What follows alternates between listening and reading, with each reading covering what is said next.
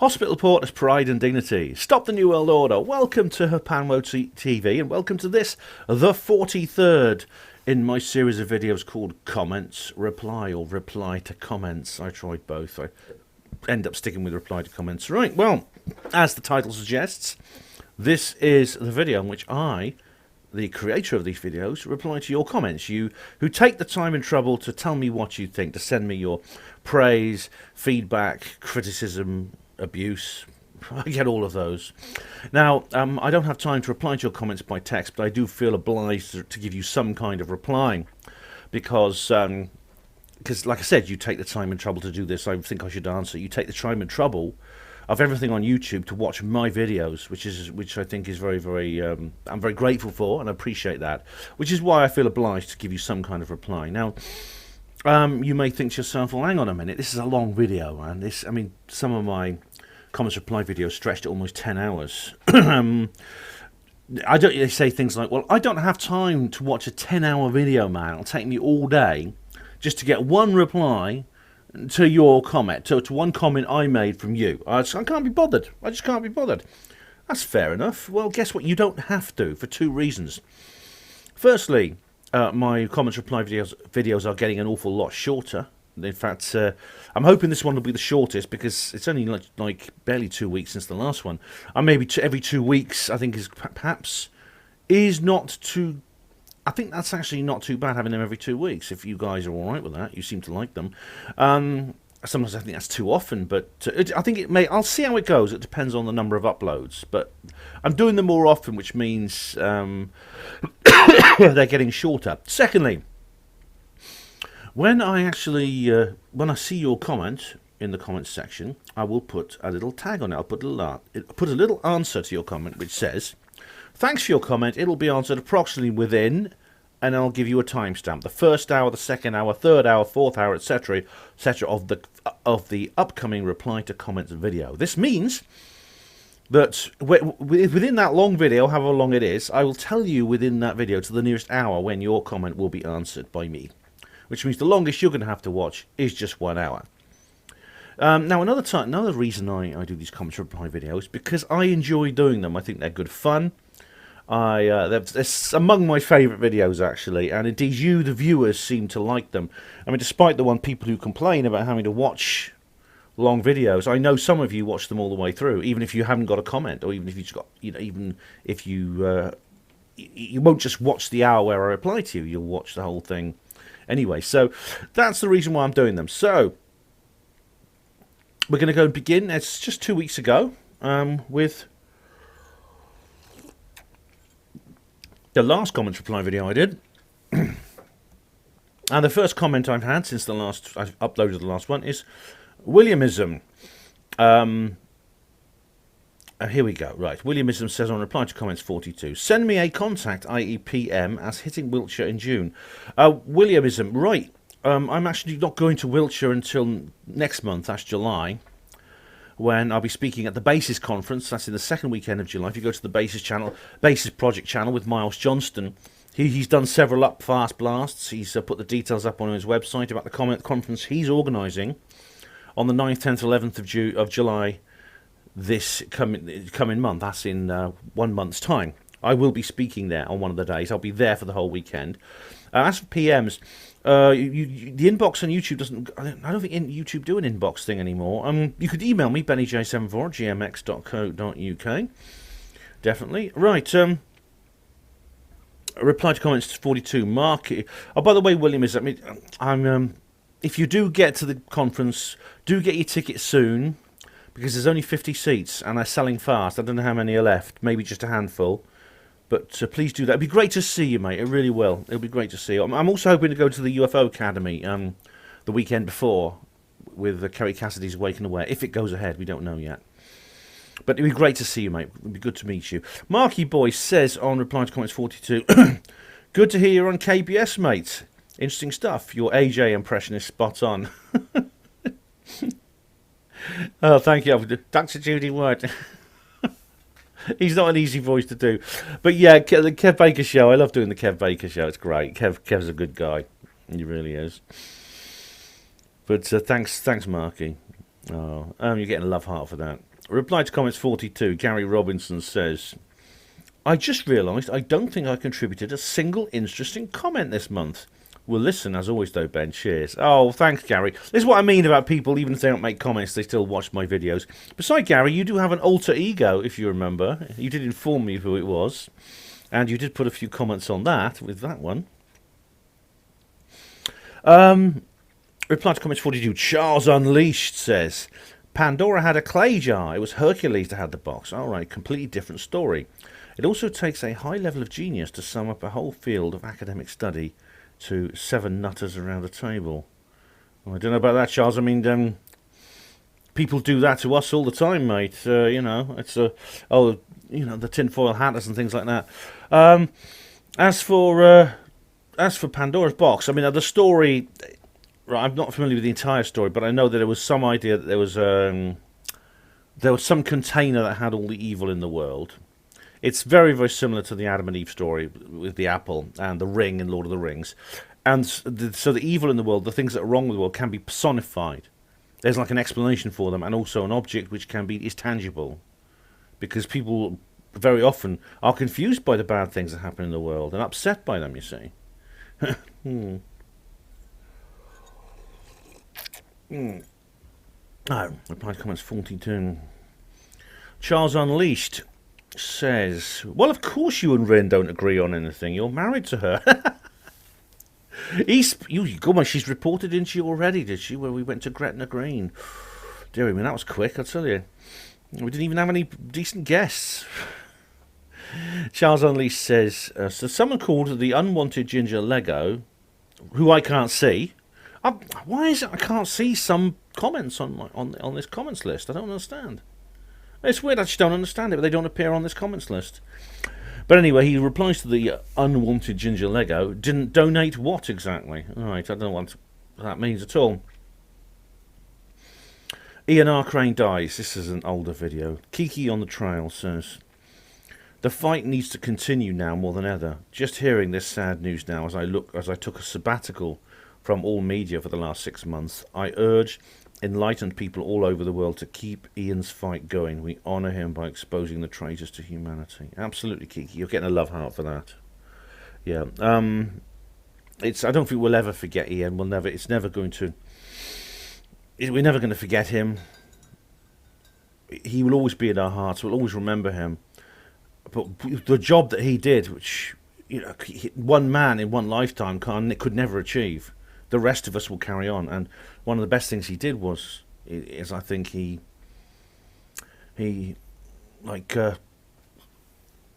inspired other people to do what he did as well. We'll be around after he was gone.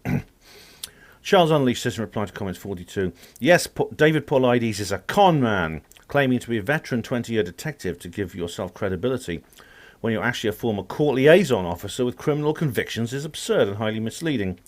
I only started looking into him more because I couldn't believe an actual detective could come to his conclusions. For example, there is nothing at all strange about missing persons being found, dead or alive, near bodies of water. It is the most simple, well-known survival technique that, when lost, follow a stream, read more, of flow of water, because it will eventually come out in a populated area. Nothing more to it than that. Paulides spent many years as a Bigfoot promoter, was booted out of that community for habitually hoaxing alleged evidence. He never once mentioned that he was a detective, and he would have to started at 10 years of age when he was doing that, given he now claims to be a 20-year veteran. He only made up the detective nonsense when he had completely shot his credibility and reinvented himself as a missing persons researcher. Moreover, he had to publish his books through the Hoopla Bigfoot site, his own, because no serious publisher would touch him due to how much already existed material he plagiarizes and changes without giving credit. All right, well, Charles, I know you sent me some emails regarding this, which are very, very long and detailed, and too detailed for me to discuss in this particular video. But I think you've missed the point I made in my video entitled "There Must Be More to This." I understand what you've said here. You're entitled to say it. David Paulides is not here to defend himself. He's not here to defend himself. What I would like to do is discuss some of the factual elements of the case. And indeed, in the email you sent me, I know you do includes some factual elements. In fact, you say that a number of the I think I can't remember the actual figures, but I think it's 92 of the 401 cases he discovers, or had 411 cases he originally discussed. I know there's more cases now. He's actually said they did turn up alive and well. There also might be some, I don't want to use the word rational explanation because I'm always criticising Steve Mera for that. There might be a non-paranormal or non-suspicious element to some of the people who went missing. For example, D.L. Kunz Jr. Now, if you Google D.L. Kunz Jr., he's a little 2-year-old boy, toddler, who just vanished under the noses of his parents and his great grandfather while the family were camping in the forest. If you Google that name, you'll find a lot of social media groups. What you'll find first is some social media groups set up by the extended family, by Dior's extended family and some of their supporters. And unfortunately, there's an awful lot of finger pointing going on at the parents. It's clear that within the family, this is a hugely contentious subject, and it's caused a massive family division. And unfortunately, Dior's mum and dad are being very much put under suspicion by the rest of the family. I don't know how much of that is true. It's hard to say. But what I could do, in response to this, and I was actually thinking of responding to your email, but like I said, I don't have time to do that right now because it's such a long email. But I could spend hours and hours checking out every single point you made. I could write to David Paulides and say, David, look, these accusations have been made against you. How do you want to respond?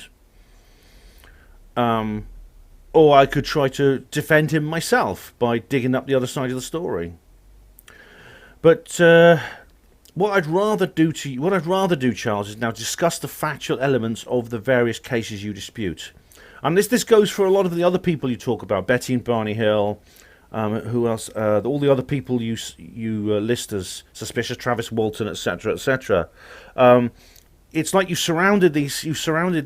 I want to discuss the factual elements of the case, but you've surrounded them with this minefield of, I suppose, personal issues, personal criticisms to do with the various individuals.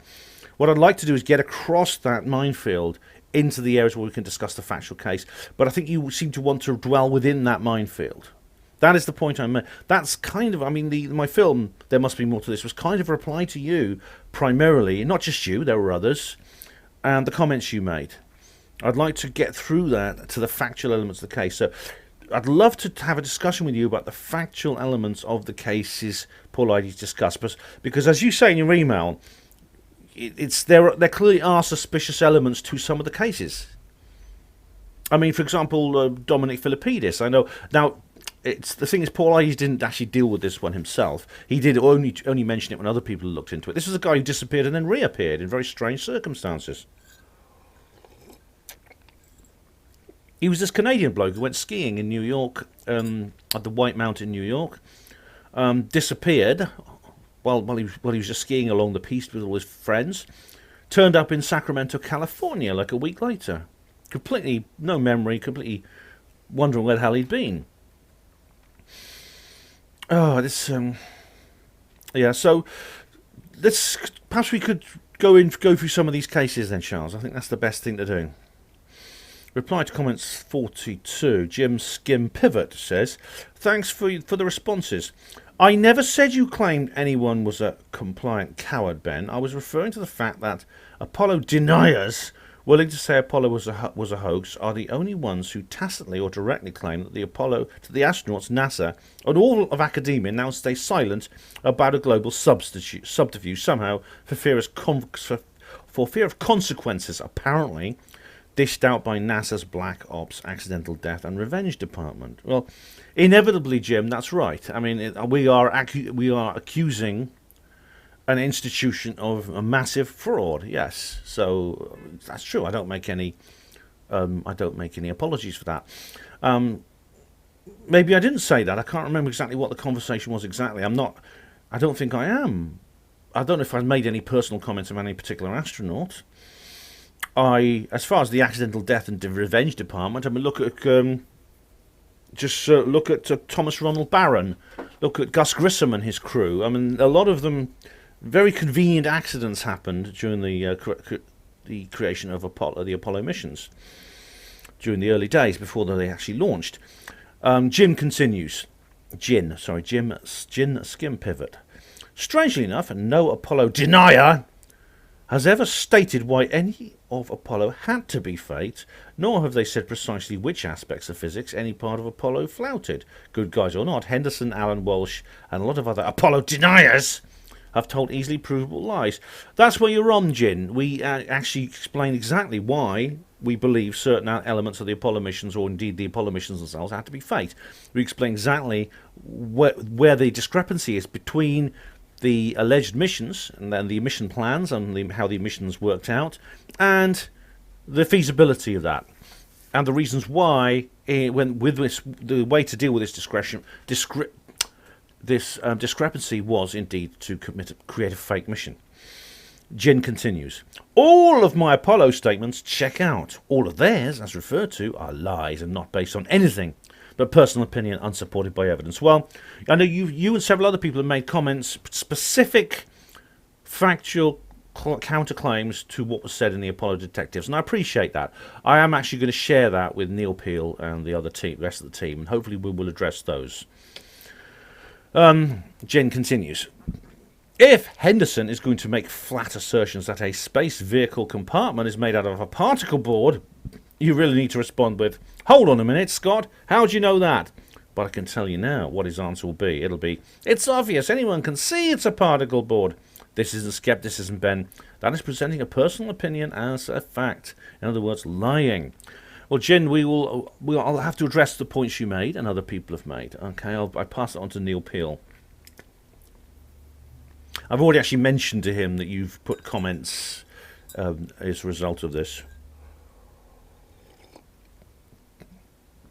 Jog of Ages says on reply to comments 42. Ah, mate, the mouse I was talking about appears about 10 to 15 seconds later. I should have tried to find a shorter version. You would have seen the funny side, I'm sure. Oh, right, I must have... I'm sorry we didn't get that particular joke, but there you go. So, Chuck, I can't even remember what that was about now. I can't even remember. I remember someone sending me the thing about the lighthouse and the aircraft carrier. I thought that was very funny. I mentioned that in my last video, actually. Woody Black. Hi, Woody. How are you? This is a reply to comments 42. What ISP gives you Amazon Prime for free? Talk. Michael Snow says, reply to comments 42. That comment at 2:32 p.m. 2:32:55. 2 hours 32 minutes 55 seconds PMSL. All right, it's not a timestamp, so I can't click it. But Michael, I'm glad whatever it was, I'm glad you found it funny. I really am. Okay, now we're going to go. This is a community announcement I made. I actually said here. It was in my comments in my community section. Where is it? Here we are. Your post. Where is it? Where was that? Where is it? Oh, bloody heck! Well done, YouTube. You've really made this difficult. I have to go round again. Listen to bloody Clive boring. It's been distributed around the University of Queensland and elsewhere. My channel. Okay. Clive Hamilton is such a miserable sod. He really is. Honestly. Right. This is the one here. A lot of viewers want to know what the book is that I talk about in my videos. Something Strange is Going On and Antichrist book livestream. I have previously kept that information confidential, but I can now confirm that it is The Rapture in the Twinkling of an Eye, Countdown to Earth's Last Days by Tim LaHaye and Jerry B. Jenkins. Right, if you want to know more about this particular... this is the book I mentioned, the Antichrist book, okay? Go to HPANWO Voice. I've done an entire review of the entire Left Behind series. But old David Splendid Isolation here says... LaHaye and Jenkins are the authors of the pre-trib version of the Rapture series Left Behind. It's one interpretation of the timing of the catching away of the church, but the rapture itself isn't generally agreed upon via the words of Jesus and the writing of Paul and John. Well, no, but thanks. I'll give you a love heart for that, for commenting. I wrote a review of the entire series here, which is we're actually explaining a little bit more about it, because it's actually not the doctrine of any... Here we go. It's not the normal kind of thing. I mean, I think it's because of my experience that my experience with the disappearing book that I described, that I felt obliged to continue reading the rest of it. But I say here, it's this complex and lurid vision of the end of the universe is not doctrinal in Anglicanism, Roman Catholicism, or the Orthodox churches. It really is confined pretty much to the evangelical Protestantism of North America. Yeah, it's true. That's absolutely, it is. If you want to read more, go to HPANWO Voice. Saturday, 22nd of May, I write the review Left Behind, where you can go. I know most of you don't actually read my blog. I know you don't, but for those of you who do, that's what you can do. You can find out more about it. So thank you very much, David Splendid Isolation, for doing that. Reply to comments 42. Caroline McGreal says here, the alien deception is upon us, but what is it leading to? Could this be the end of days? We will be looking at the origins of this deception and how big it really is. And here's a YouTube video link. What's this? This is the final... Oh, it's a 43-minute video called The Final Card. Let's just see if there's anything in the... Okay, hang on. I want us to forget that. Right, The Final Card. Right, this is just simply... it's from a channel called The Potter's Clay. Mirrored from Founding Earth Brothers. Oh, okay. Grace and Truth Fellowship. Excuse me. All right, well, thank you for that, Caroline. I'll have a look at that. Much appreciated. A reply to comments 42. The Crafty Nihilist. That's two people in one. We've got a new high-tech state and the high-tech state-of-the-art speaker that makes you sound like Terry Wogan. I actually put a text comment underneath this and I said, David, they're laughing at you. They're not laughing with you. Reply to comments 42. Steve071 says, enjoyable reply to comments again, Mr. J.R. Porter. I hope that Steve Mumbling is okay. Perhaps he's just taken a break and we'll be back with both barrels reloaded and aimed squarely at you, Ben. Thanks. You get a love heart for that, Steve. Well, as it happens, if you tune in at the end of the video or scroll forward, Mr. Mumbling has actually put a comment for the first time in ages on my video. Same video, Charles Unleashed. Greer is a compromised individual. I saw him punching the air. Proof positive. Oh, yes. Punching the air. And the air went flat on his face because Greer's 65 years old and he can bench 46. He's got these big muscles. And Charles says, as a reply to the unwanted ginger Lego, that's probing the hole. And then another reply to the unwanted ginger Lego, having a good device to drive with, I imagine. Okay, I don't know what the unwanted ginger Lego is saying because I can't see them. Okay, now we come on to a new video, UFO Disclosure 2021, Obama goes there. 777 says, if you dig into the political backgrounds of all these current UFO pushing clowns, TTSA, Dolan, Moulton, Howe, etc., etc., which is clearly a limited hangout, you'll find they all lean to the left. I don't know about that, actually. I mean, some do, obviously. I mean, people as... Ryan Sprague certainly does. There's a couple of others. Paola Harris. There's a couple of... Paola Harris is into the feminism thing, which I've tackled before. Others don't. Dolan seems to be quite a centrist. I don't know about... Linda Moulton Howe is quite left-wing, I think. She's very into... She believes in climate change and things like that. Not everyone, though. I mean, look at Jordan Sather. He's like a Trump supporter. He's a QAnon fan, you know. I mean, as you say, you call it UFO pushing clowns. Well, that doesn't cover... I don't think what you said actually covers... What? Who are the UFO pushing clowns? I mean, that's me. Does that include me? There seems to be quite a variety, actually. It's a very cross-partisan thing. Apparently, if you're an American, if you're a Republican, you're more likely to be into UFOs than if you're a Democrat, but it's not universal. Anyway, 777 continues. Interesting, considering you have audits taken place in the States to possibly reveal fraud during the 2020 election, which, if revealed, would be highly damaging to the Democrats. I know, 777. I've written an article on HPANWO Voice all about that. I'll probably cover that in a video at some point. But yes, I'm very interested in that. 777 continues. My opinion of this UFO push is a distraction away from Trump's win and real corruption being exposed, and UFOs will possibly be used for more fear tactics to keep the masses in fear as they wind down the current COVID nonsense. Okay, I agree with the second part of that sentence. I think you got a good point there. It's quite likely that UFOs may be used for fear tactics for all kinds. As for the beginning, no. The distraction from Trump's win, no. Firstly, all this started coming out during the Trump administration. In fact, it was in the first year of Trump's presidency that the whole new ufology thing was launched, TTSA, ATIP, etc. Secondly, it's not really, it's like QAnon. People say this about QAnon. It's hope porn, things like that. It's not actually doing a very good job. If anything, it's radicalizing the very people it's supposed to pacify. Which means it's unlikely they would use that trick more than once if it doesn't work the first time. So the first part, I think you're wrong about the first part. Second part, I agree with. Patrick Patel says on Reply to Comments 42, Dear Ben, I'm seeing nearly everyone going crazy for Bitcoin. I thought the elite doesn't want anyone to be rich and independent.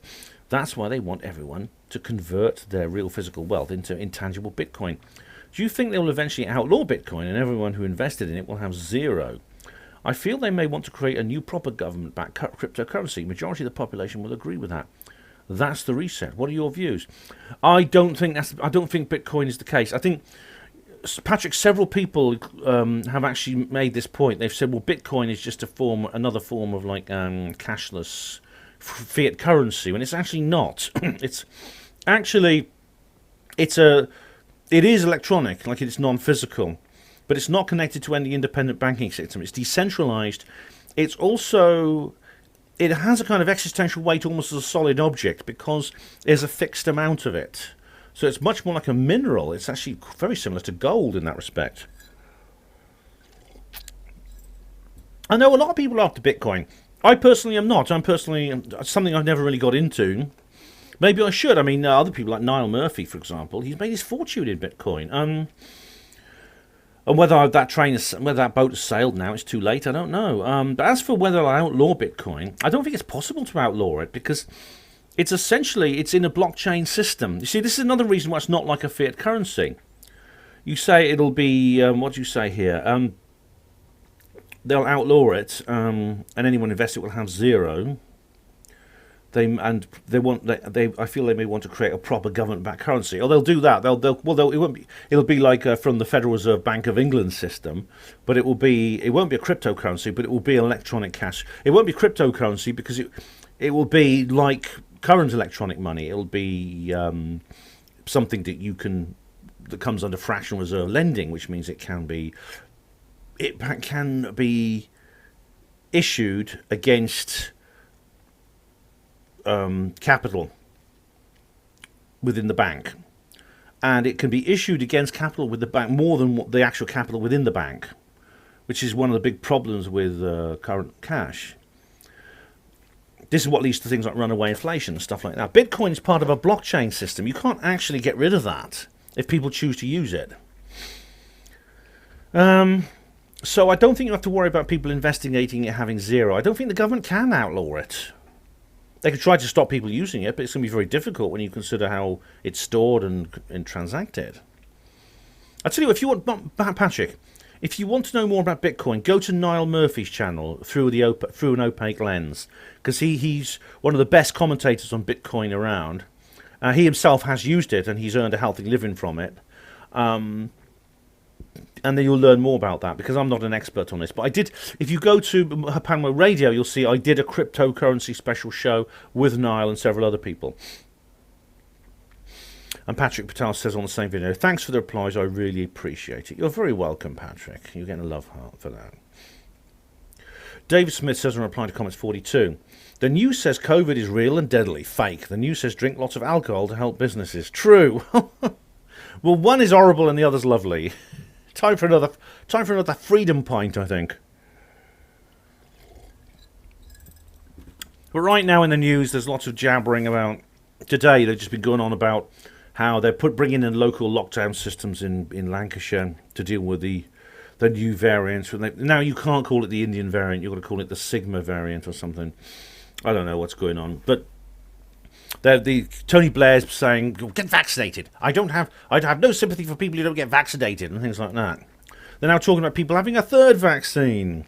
Goodness me, Pfizer must be actually rubbing their hands. And this is their as far as the medical industrial complex goes, this is their biggest payday in history.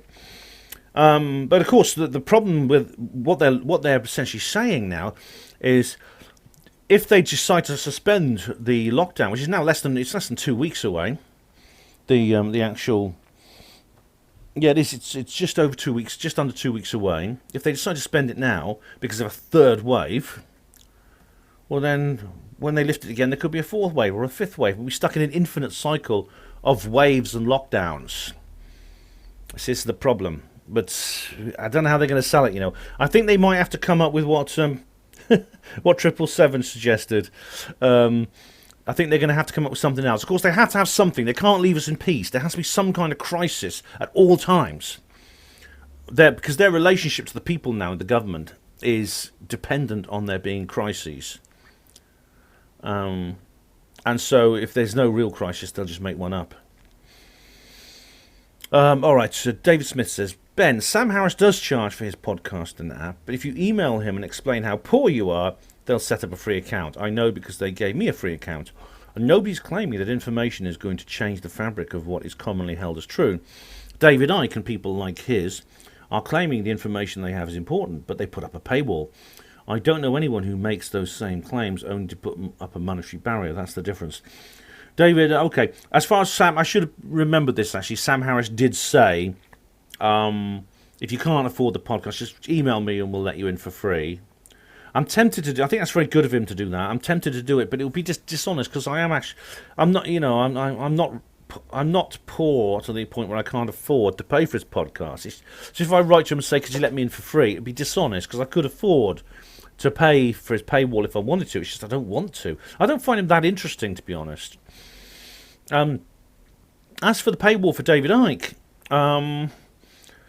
as I said earlier, there's not really anything.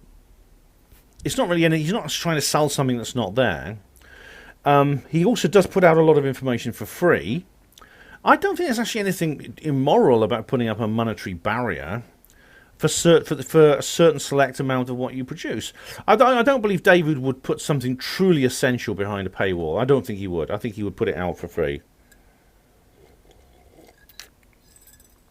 Knowing what we do about David, knowing about his background, knowing what he went through to do what he's doing now, how easy it would be for him to go to somebody, walk into a newsroom and say he made the whole thing up, and how much money and fame and fortune that would earn him.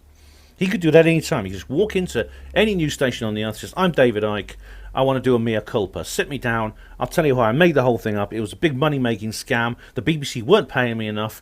I wanted a bit more, so I decided to go crazy. I just pretend to go crazy, start talking to people in Devizes Town Hall and putting the chairs away myself, knowing that in 20 years' time I'd be speaking in front of the Brixton Academy, where I'd be charging people £150 to watch me talk for 2 hours." Okay, that's what you could do. So he's not doing that. You've got to ask the question, why not? Because, the I fooled the world milieu is absolute gold mine. It's an absolute gold mine. It's dynamite when it comes to earning a few pennies, like Charles Unleashed, you have this very, very dark vision of people. It's like a witch's coven of monsters within the community. It really is. But again, I'd like to discuss the factual elements with you. As I said to Charles Unleashed, if you haven't watched it already, do watch my video. There must be more than this. David Smith says on the same video, "I think if there has been no good evidence to back up a story or a claim, and then those who made the claim confess to it being a lie, then it simply puts me in the same position as I was before anyway. I would ask for the evidence for the claim then once the confession comes in, I'd simply ignore the initial claim. From that point on, failing good evidence coming to light. To do it any other way puts you on very shaky ground. Oh, I see what you mean. You're saying that if someone confesses to faking something for which they never presented any good evidence in the first place, then obviously it makes that confession more credible. And I agree with you. Yeah, I think I would be more... For example, well, let me just think of an example. Sorry, Colin Woolford. If Ray Santilli, for example, made a full confession, I'd find that more credible than Bob Gimlin and Robert Patterson making a full confession. Do you see what I mean? Because one is much more tangible evidentially and heavy evidentially than the other. So yeah, I see what you mean. Yeah, although you probably disagree with me on what on exactly which is the most credible, or which is the most evidentially solid and the other, or not, which is the most evidentially solid or not. Colin indeed would as well. To be honest, like I'm seeing things more Colin's way when it comes to the alien autopsy, as I've explained before. And David Smith says again on the same video, as I said before, people aren't always rational. Say that again, yeah. Selling your story for £1,000 or becoming a window salesman for 10,000. I know which is easier. Yeah, becoming a window salesman is easier, I think. Anyway, David carries on. The fact that getting a reputation that may impact negatively could just mean they never considered it, or could mean that it is something they're willing to accept for a short-term gain. Well, if you're talking about David Icke, I think he understood the media well enough to know exactly what he'd been walking into. And indeed, when he first started doing what he was doing, when he was in Device's town hall, putting out the chairs and putting them back again, when he was doing that, then at that point, that would be the point if he was making it up to pull out. I mean, no one's so irrational that they just punch themselves in the head over and over again. And thinking, well, if I keep doing this for long enough, eventually, I'll probably get some kind of facelift that will make me better looking. David continues. Most of our system is short-term gain oriented. People throw their lives away for trying to rob £300 from a corner shop. People aren't always rational, Ben. Oh, not everyone is, no. But in the terms of David, people trying to rob from a corner shop they're probably thinking again. A lot of them will do it for. A lot of them are like high on adrenaline and things like that. What David did was very calm and calculated. And he carries on. And the polygraph is meaningless. There was a reason it's not used in court. And there's a reason why all those in the Disclosure Project haven't been to court to prove their case, because their claims are completely reality-changing. It requires more than eyewitnesses making a claim. Well, they have, David. It's all right. It's not a real court. It was a facsimile of a court. It was in 2013 the Congressional Hearing Initiative, the Citizens Hearing Initiative. That essentially was a court. It was set up privately, but the people, there was a panel basically of former officials of the government, elected officials, congressmen, senators, etc. And that's what it was. David Smith again on the same video. Ben, where is the evidence for chemtrails and vaccines causing low birth rates? Sophia Smallstorm talked about this. Okay. She talked about how... Oh, where was it? Len Horowitz was talking about this. Indeed, it's even been questioned over... There's even been situations where general practitioners will advise people, don't try to have children within 3 years of having this vaccine. It does sound, he carries on, it does sound like white supremacy when you bring up that you're worried what birth rates point to. What's wrong with the UK population changing exactly? When you say you're part of the group that's in decline, what do you mean? This was when you raised an IQ issue before, which to me does indicate a low-key racism. Are you saying certain people aren't as good as others, or don't deserve to have kids in the UK? No. No, I don't. I don't know how you say that somehow I believe that a certain race is superior over others. when I'm concerned about the fact that a certain group of people are in decline. I mean, it's not Tibetan supremacy. When you look at the policy that China has in Tibet, and since it's been occupying Tibet, to make sure that the Han Chinese immigrants are given a better life than the native Tibetans, to ensure that they have more children. They talk quite openly about the need to replace the population. I don't see how that is that Tibetan supremacy? I'm not a supremacy at all. And you say, what's wrong with the UK population changing exactly? And what's wrong with it is because that certain groups of people are being designated as evil, and some people are saying, well, let's get rid of them then. If you want, the people actually, Barbara Lerner-Spector and people like that are saying, let's just get rid of them. They're not as candid as that. And George Cicerillo Major, all I want for Christmas is white genocide, he said. Barbara Lerner-Spector didn't say that, but she did say, one day there'll be no white people. Won't it be wonderful? Is it white supremacy to object to that? And you say, when you say you're part of the group that's in decline, what do you mean? Well, look at me. What race am I? This is when you raised the IQ issue before, which to me does indicate low-key racism. No, what I did was I was referring to a book called The Bell Curve, which claims that there are differences in the average IQ of different racial groups. East Asians high, European white, medium, African low, and other countries low. That's what it said. To say in low-key racism, what do you mean by low-key racism? Is it factually true or factually false? If it's factually false, then it's wrong. If it's factually true, then it's right. I don't know what I mean by low-key racism. And David says, are you saying certain people aren't as good as others or don't deserve to have kids in the UK? No, I'm not saying that. I'm saying that there is an agenda to maneuver the population, to engineer the population in a certain direction. It's not just being allowed to happen, it's being made to happen. People are being moved from one part of the world to the other. Some people are being encouraged to have more offspring than others, and I think that's wrong. I think it's wrong. And Charles Unleashed said, those are very good questions and Ben needs to address them. Well, I have. Meanwhile, best to ponder these matters. We of the New World Order recommend that whenever you see a chemtrail, just relax and breathe deeply. Here we go. David Smith, same video. With regards to Charles Scott, I never said I was certain that he used the PDF file he linked to.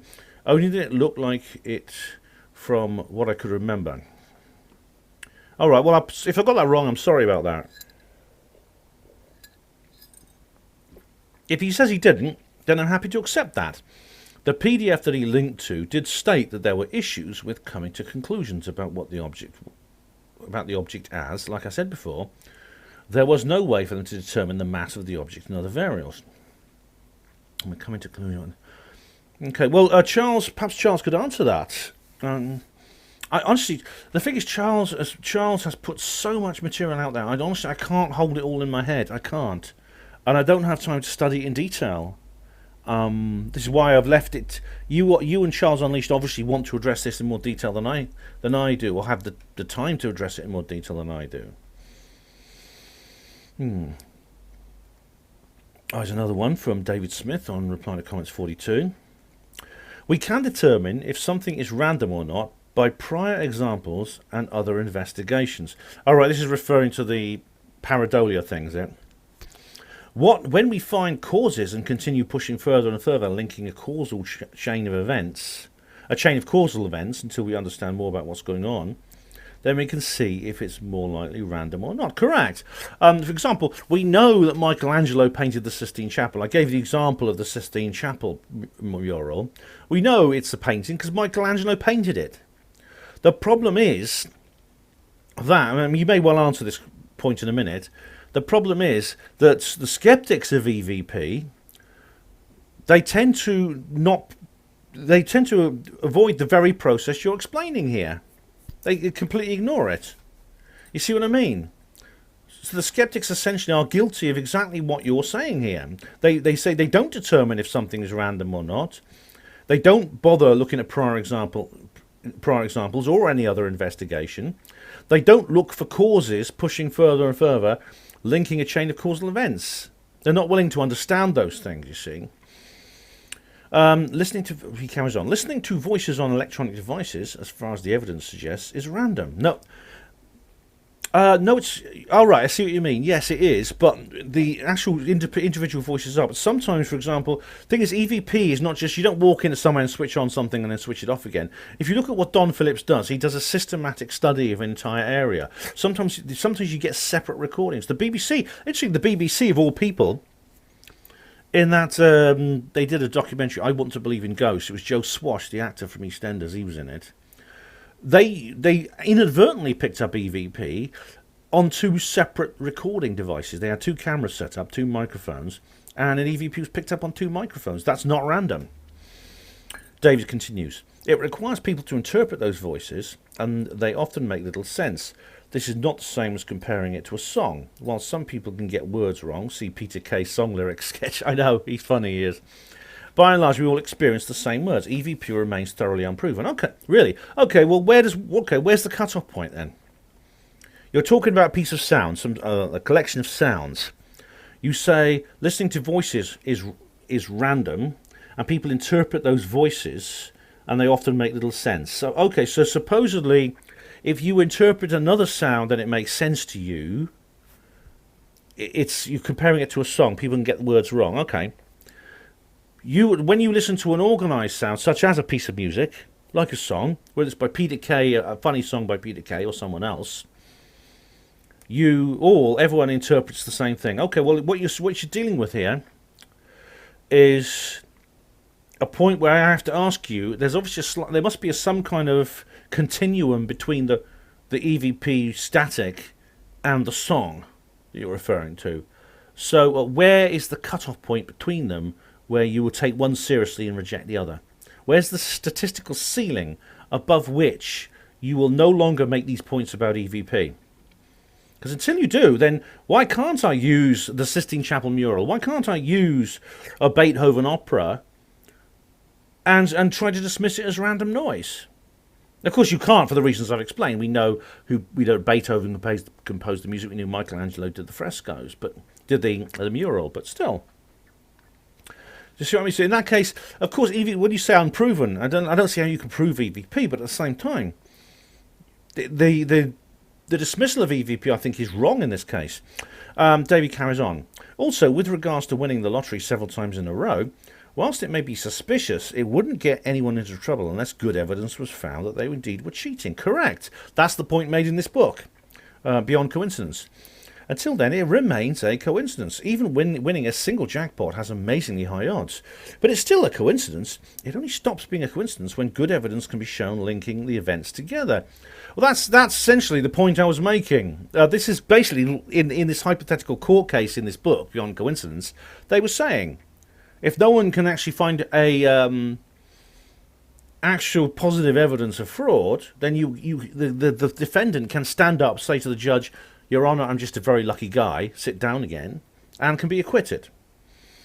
The problem is, as you just explained, people are taking a series of coincidences, and they're claiming that without any other evidence except this circumstantial one, they can either accept or dismiss a phenomenon, and I think that's wrong.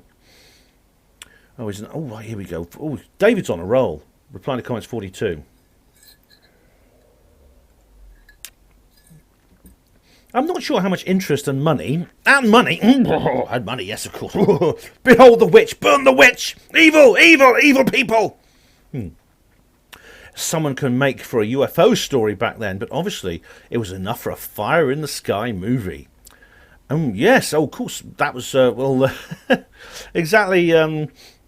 So the question is, how much did Travis make out of that movie? That's interesting, isn't it? And if he did, does that validate or invalidate his point? Again, I'd like to say, I'd rather move on to the factual elements of the case than keep dwelling in this minefield of ad hominem, if you don't mind. Again, watch my film. There must be more than this.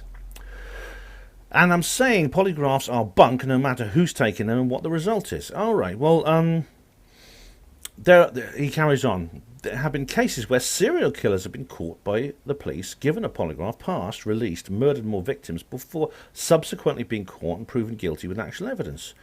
Really?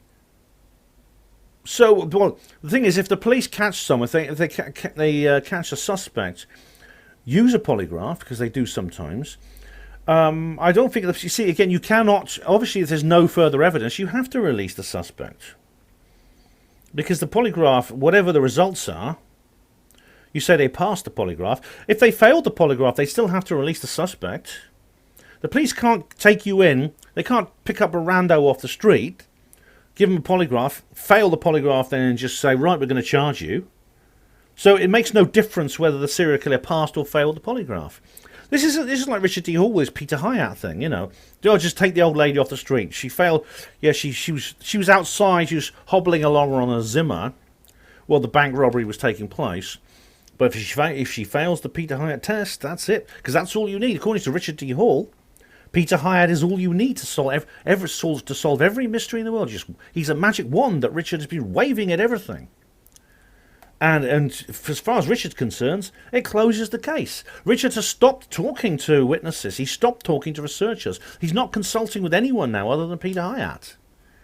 And he believes that's a good way of resolving mysteries. So, again, the polygraph, I don't know what the status is of statement analysis in law. I'm not sure what it is. But it's perfectly reasonable that if they catch someone, give them a polygraph. The polygraph can only be advisory to the investigation. So, yeah, if they don't have any more evidence, it's quite correct. The police have to release a suspect. Anyway, David carries on. Polygraphs are incredibly dangerous pseudoscience. They give a false sense of security to those who believe them. Oh, really, David? So if David Icke took a polygraph test 3 times and he was asked, are you just faking everything for the money? And he failed, you and Charles Unleashed you would repeat that, would you? You would defend David, would you? And he says here, oh, that's not to say they're completely useless. All right, so they're incredibly dangerous pseudoscience, but they're not completely useless. And as for the false sense of security, of course, you're actually right about that. They do give a false sense of security to people who believe them. I've had a phone call with Peter Robbins, right? I was on the phone, this is before I fell out with him, where in the very same phone call, he referred to the polygraphs of Travis Walton and said why he believed them, and to the polygraph of Larry Warren and said that he didn't believe them, even though both on both occasions the subject passed the test. Larry's was actually a lot more sophisticated because it's much more modern. So I kind of agree with you on that. They do. People simply use polygraph analysis really to bolster their own foregone conclusions. I have noticed that. And you're right, they're not completely useless either. I don't think it's always worth it. There's nothing wrong with doing one. I mean, if only for a psychological reason. I mean, Larry Warren was very pleased he did his polygraph. He was very... I mean, Gary talks about how he responded. He burst into tears when he passed.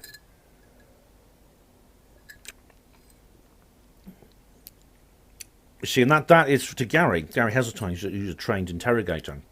That's a sign of innocence. That's a sign of a truthful man.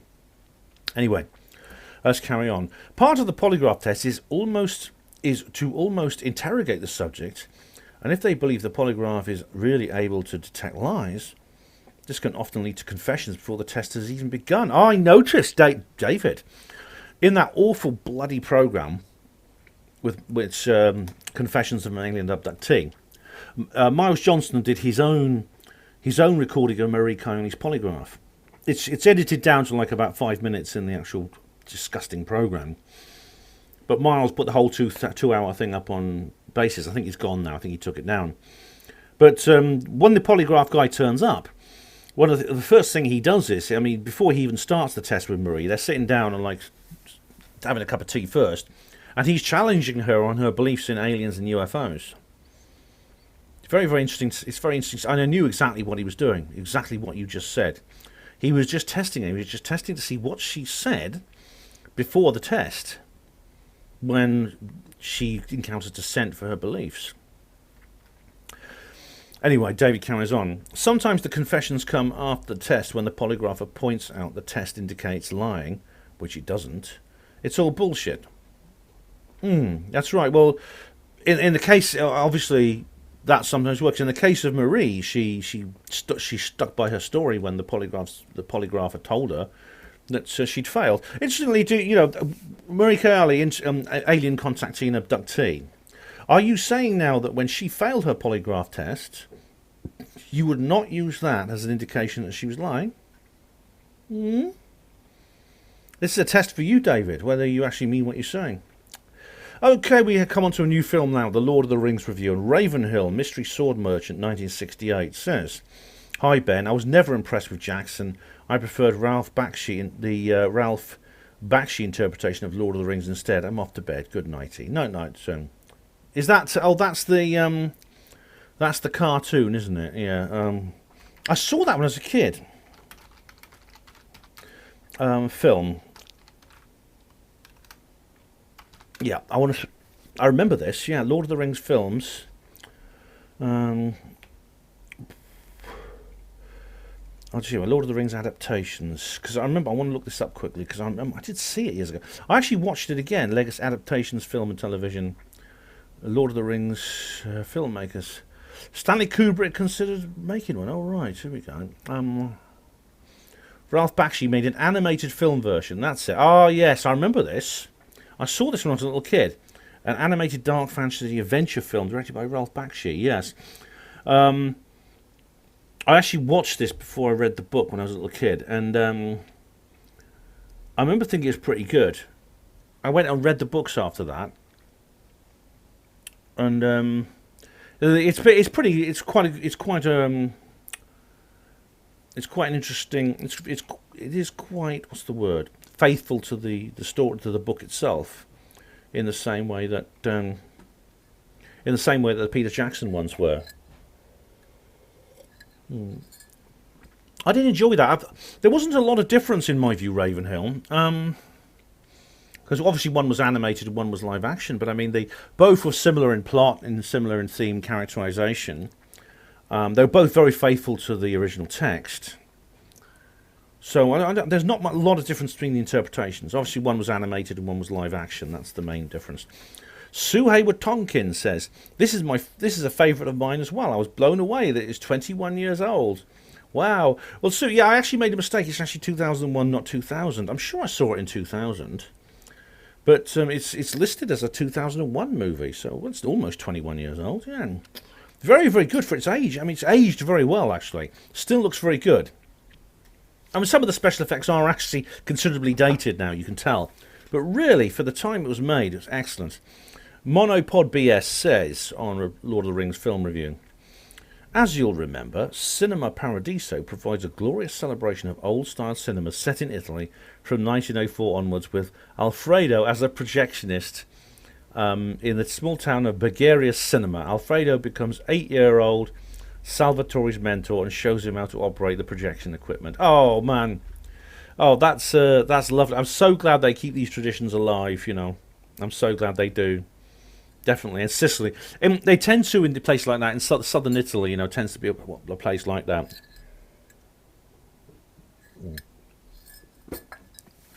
Very proud people. Very family orientated, and when I say family, I'm not talking about the usual Sicilian meaning of the word family. Yeah, very, very devout people religiously and things like that. Yeah. Barley's Den says on Lord of the Rings film review, good old Liberace. Yeah, he's quiet at the moment. Well, it's only like 5 p.m. Hopefully, I finished work a bit early today, so I can get out and about. Oh my goodness. But he's quiet for the time being. He usually starts sort of around 6 or 7, so hopefully we'll get a bit more peace and quiet for now. The Toxic Skies film review, Je suis Tadpole, says, "Thanks for this review, Ben. I'm going to give it a go. By the way, I'm not getting any YouTube notifications. Cheers."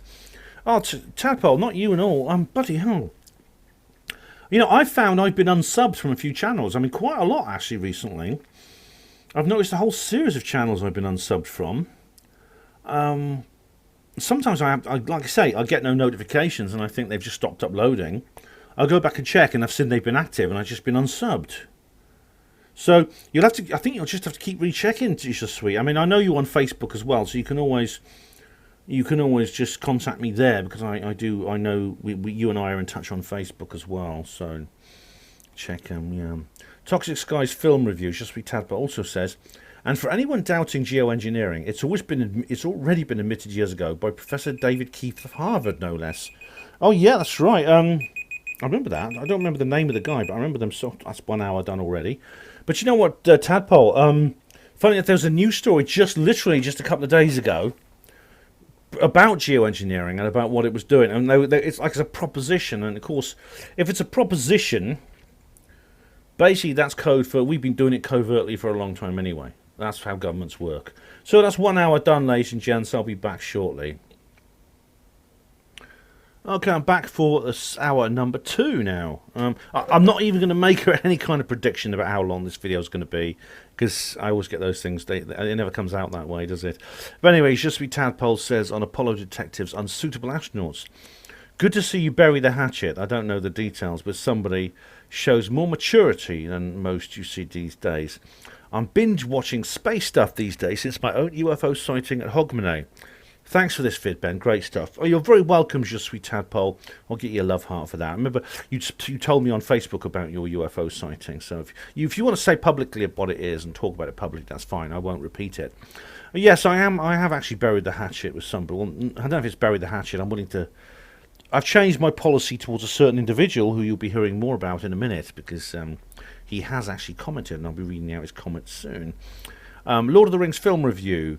Charles Onley said, "Oh no, Tom Bombadil. It's not Lord of the Rings without Tom Bombadil." Yeah, this is something that, of course, was very obvious in the original film. The hobbits, they leave the Shire and they go straight to Bree. In the film, in the book, of course, there's this. It's like a little interlude. They meet this interesting chap called Tom Bombadil and his wife Goldberry, who are these. This couple who live in the woods, and they sing songs and they write poetry. And funny enough, Frodo demonstrates the power of the ring to them, like by putting it on and disappearing, going invisible. Which of course he couldn't do if he couldn't do actually in the scenario of the film, because that will draw the Dark Riders towards him. I thought it was just fun though. It was a fun little part of the book which they left out. But of course, as I explain here. In the Two Towers, Jackson tries to make up to it to fans by having Merry and Pippin trapped under tree roots and Treebeard coming along speaking Tom's lines. That's right, he does. In the book, of course, it's actually Frodo and Sam who are trapped under tree roots in the I can't remember the name of the wood just outside the Shire, and Tom comes along and they basically sets them free. Charles Onley says in reply to me, "I guess Bombadil renders the whole saga pointless, considering he's pretty much indestructible and can't be influenced by the ring. I went through the last 2 books thinking, just give the ring to Bombadil." Yeah, I thought that too. I mean, I actually thought, why not let the Gwahir carry the ring? Why not just get Gandalf to ride the eagle, the giant eagle Gwahir, to Mount Doom and just drop the damn thing in? I mean, you see, Gandalf does. He flies on the eagles up to Mount Doom after the ring's been destroyed to try and rescue Frodo and Sam. The volcano's just erupted and everyone thinks that they're probably dead, but then, of course, they survive. Why not just go there with the ring? It would be a less interesting... You've got to suspend your disbelief, I suppose. It's one of these situations. It's a plot hole, but it's an excusable one. Charles Unleashed said in reply to comments 42, Von Braun said that the English language is universal, but he was German. Yeah, I don't quite get that. I mean, of course, as I explained, any Earth language is not universal. There's nothing universal about any particular language. I mean, languages have rules. They have Zipf's rules and Chomsky's laws and things like that, the laws of universal grammar. But apart from that, they don't... there's nothing universal about any of them. Sonara's Ash Tree. How are you, Sonara? Hope you're coping all right with you-know-what. Hopefully it'll be over soon. So I know Sonara on Facebook. That's the only thing. She says, 20 years ago now. Wow. I thought the emission of Tom Bombadil put a dampener in it. I remember when Lord of the Rings was voted the best book by the British public, and the lefty lovies were incandescent with rage. Oh, I know. Oh, it was so funny, wasn't it? Yeah. They all wanted Philip Pullman to win. Oh, God. I quite enjoy Philip Pullman. Philip Pullman is sometimes called the left-wing J.R. Tolkien. But I quite enjoyed Pullman's books, I must say. But it's so you know, it's so sort of Dawkinsian kind of atheist liberal stuff. I don't like that element of it, but yeah, I mean, leaving Tom out of it was, I suppose, ruined it for some of the fans of the book. It's something that didn't bother me too much because I'd only read the book like once. I didn't read the book over and over again, and of course, in the Two Towers, he kind of makes up for it, as I explained here. I explained here to Sonara, gulp those wokest tears. I'd like to have seen Tom Bombadil and Goldberg, yeah. And she says, still a fantastic film. And I said, yes, it is. Well, you know, Sonara, it's I do wonder what they would have looked like, who they'd have got to play the characters. I don't know who would have played Tom Bombadil. He's described as this blonde guy with a big beard, and oh, my goodness! And Goldberg, I think she had a purple dress on or something. I can't remember. But they continue. Tom is continuously speak. He speaks in continuous continuous verse. He's constantly singing and reciting poetry. Very difficult character to play, to get right, I think. I do also wonder what he would have been like if he'd been in the film. It's strange. He's actually very similar in a way to Beorn in The Hobbit, this strange man who the Bilbo and his tea and the dwarves meet up with as they're going to Mount Doom. Charles Unleashed says in reply to comments 42, no, Ben, Greer requiring people to sign NDAs doesn't mean he's gagging anyone. It means he has complete control of the narrative and can add or subtract anything he wants. Suspect, very suspect. Yeah, I think that's one of the things I have a big problem with Greer. If he actually has done that, as I said, this is your assertion. Stephen Greer's not here to defend himself. Yet if he did that, then I think that's bad practice. That is not. I would never do that to any witness I met. I've done some field research. I've met witnesses. I met a guy. Kaz Clark introduced me to another witness of the Pentuck incident. He didn't identify to himself. I didn't impose any conditions on our meeting. None at all. If he wants to go and speak out, he can speak out. I will hold his. I reported what he said. I'm going to keep his identity. But all really Greer should be doing is listening to these guys, filming the ones who want to be filmed, releasing the information they want to release, and keeping their identity secret if they want to be kept secret. Oh, mind you, yeah. Charles Unleashed said on the same video, I will have to deal with RDH trying to muscle in on my turf with Andrew Johnson. The only bromance sanctioned by the New World Order has been between me and Bill Ryan. That is real true love. Well, yeah, Charles, I got the impression it was a little bit unrequited on his part, actually. I don't know. Imagine he's the only one who's seen you from the front. Steve071 says on the Lord of the Rings film review, when you have a moment, you could call it a Benny J or just Benny, i.e. Benny from Crossroads. That's a reference for the over 40s. Oh, it's here we go. Tessa, Lord of the... Here we go. Tessa1111 says on Lord of the Rings, I agree with Christopher Lee, who knew Tolkien personally. When they cut Saruman and Wormtongue takes over Hobbiton, it ruined the movie for me. And yeah, I did... that's another thing they left out. That's another... I mean, it's cutting corners like with Tom Bombadil. But I think it would have been nice to have seen that bit left in. Saruman is completely absent from the feature cut of Return of the King, and indeed, Christopher Lee was very upset by this. He wouldn't go to the Oscars ceremony where Return of the King won Best Picture.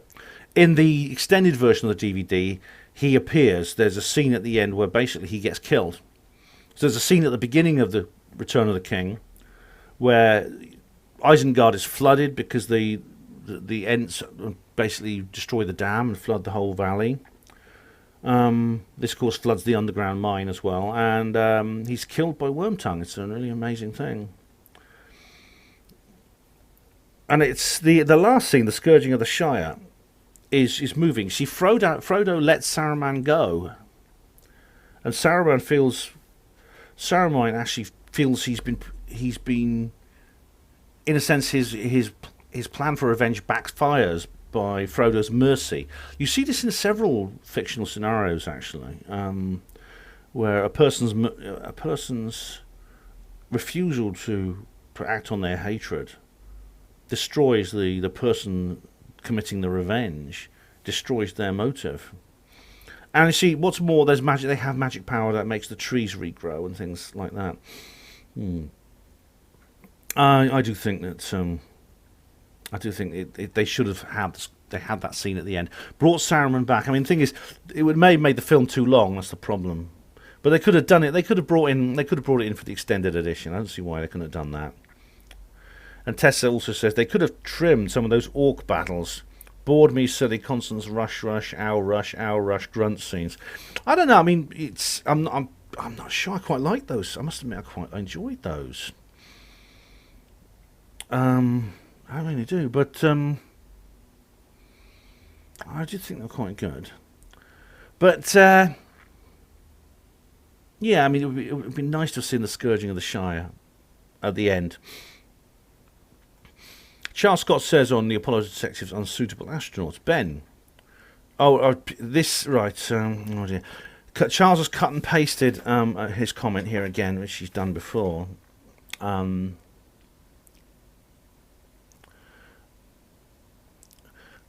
already answered this, Charles, because Charles is now complaining because I've allowed Charles Unleashed to put his so-called slanderous claims. Yes, I will, but Charles, it's up to you. And I said here, hi Charles, I've given all commentators the right to free speech, both yourself and Unleashed. If this situation has gone to such a depth and complexity that requires a tribunal, will you agree to that? I said here. Perhaps a tribunal is appropriate to prove or disprove beyond reasonable doubt the numerous differing claims Charles Unleashed has made about me. Before even starting a tribunal, I think you need to ask Charles Unleashed to provide what he thinks is sufficient evidence to prove his claims are true before you consider valid grounds for starting a tribunal. To my knowledge, you have never asked Charles Unleashed to provide what he thinks is sufficient evidence to prove his claims are true. Now, I've allowed him to post his claims. I haven't had a chance to examine them, to be honest. I'm not sure if I'm qualified to do that. I essentially allowed him to do that as a way of hopefully getting you to respond. But, you know, the tribunal idea is what I've said this before, and I said it would be a good idea for Charles Unleashed to do that. Apart from the fact, I don't know what your tribunal would entail. At present, view a tribunal as a distraction from the major, proven to be false, repeated slanderous claims. Well, the tribunal would be an organised way we can sort out this dispute. That's the whole point.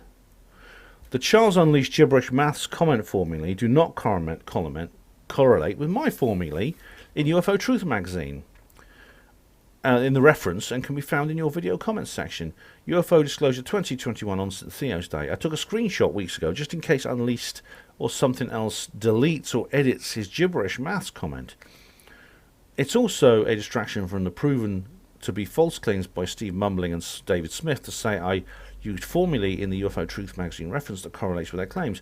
Mumbling and Smith's claims can be found in the comments section of your Reply to Comments video 40 part 2. Well, this is something that a tribunal would resolve because, you know, the jury would be able to compare those two formulae. Charles carries on. Although it should be possible for someone of reasonable intelligence who is not competent in mathematics to verify my formulae is different to the claims, do you acknowledge the formulae I used in UFO Truth magazine reference does not correlate with Unleashed Smith's and Mumbling's claims? You know, to be honest, I haven't had a chance to compare them, Charles. I haven't. But here's a link. Okay, maths glossary. Okay, yeah, no problem. You see, because to me this is kind of like something between the two of you. Obviously, I'm concerned about it. If you've provided unknowingly or unknowingly false information, and that concerns me. I've seen no evidence that you have so far. However, I mean, I've read your analysis with interest, which is why I decided to include it as a reference in my article. I assumed you and Unleash would like hash this out. Then I found out Unleash has blocked you. Unleash says he's blocked you. I don't know.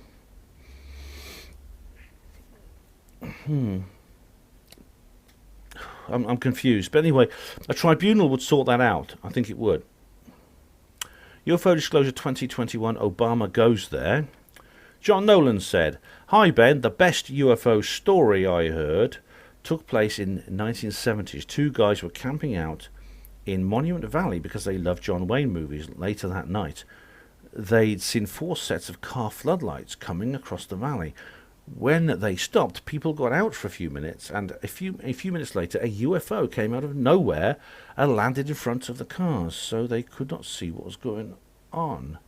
That's the real contact, Ben. 4 sets of car floodlights. People got out a few minutes later. A UFO came out of nowhere and landed in front of the cars. All right. That sounds interesting, John. Thanks for that. I've not heard of that one. Oh, we have a big thread now at last. Here we go. And it's on family sadness. Wayne RS4 says, "I sort of know what you're going through, albeit not the same situation, but I'm feeling your sadness and loneliness, so I'm not on your own. So you're not on your own, mate. I feel your pain." Thanks, Wayne. Me personally, I'm going through a relationship split, and I have took it hard and sometimes still consider taking my own life just to take my pain away. You're not on your own, Ben. Hope you feel better soon, but also understand that it's easier said than done, mate. Well, thanks, Wayne. But if you feel that way, I mean, it's awful when you're going through a relationship split. Do go and see your doctor and tell him how you feel, because if you're really having these thoughts, you need to get some kind of help, mate. And Robin says here underneath, "Hey, don't do that. Only one life, yet so many women." Oh. And Wayne says, "Thanks, mate. I think I'm coping okay and over the worst, but every now and again it just comes into my head. It's easier just to get out of this shit world. Thank you and appreciate it." Yeah, I know it's something though that you may have so much more in life. People who survive suicide urges, they often long time later, they always are very grateful that they did that. Do go and see your doctor, Wayne, honestly. And Tanya Cummins says here, "Whatever your pain, Wayne, it will diminish gradually over time, slowly at first, then interspersed with some happier times, then back down, up again.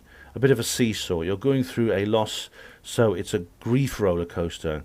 They take a while to ride.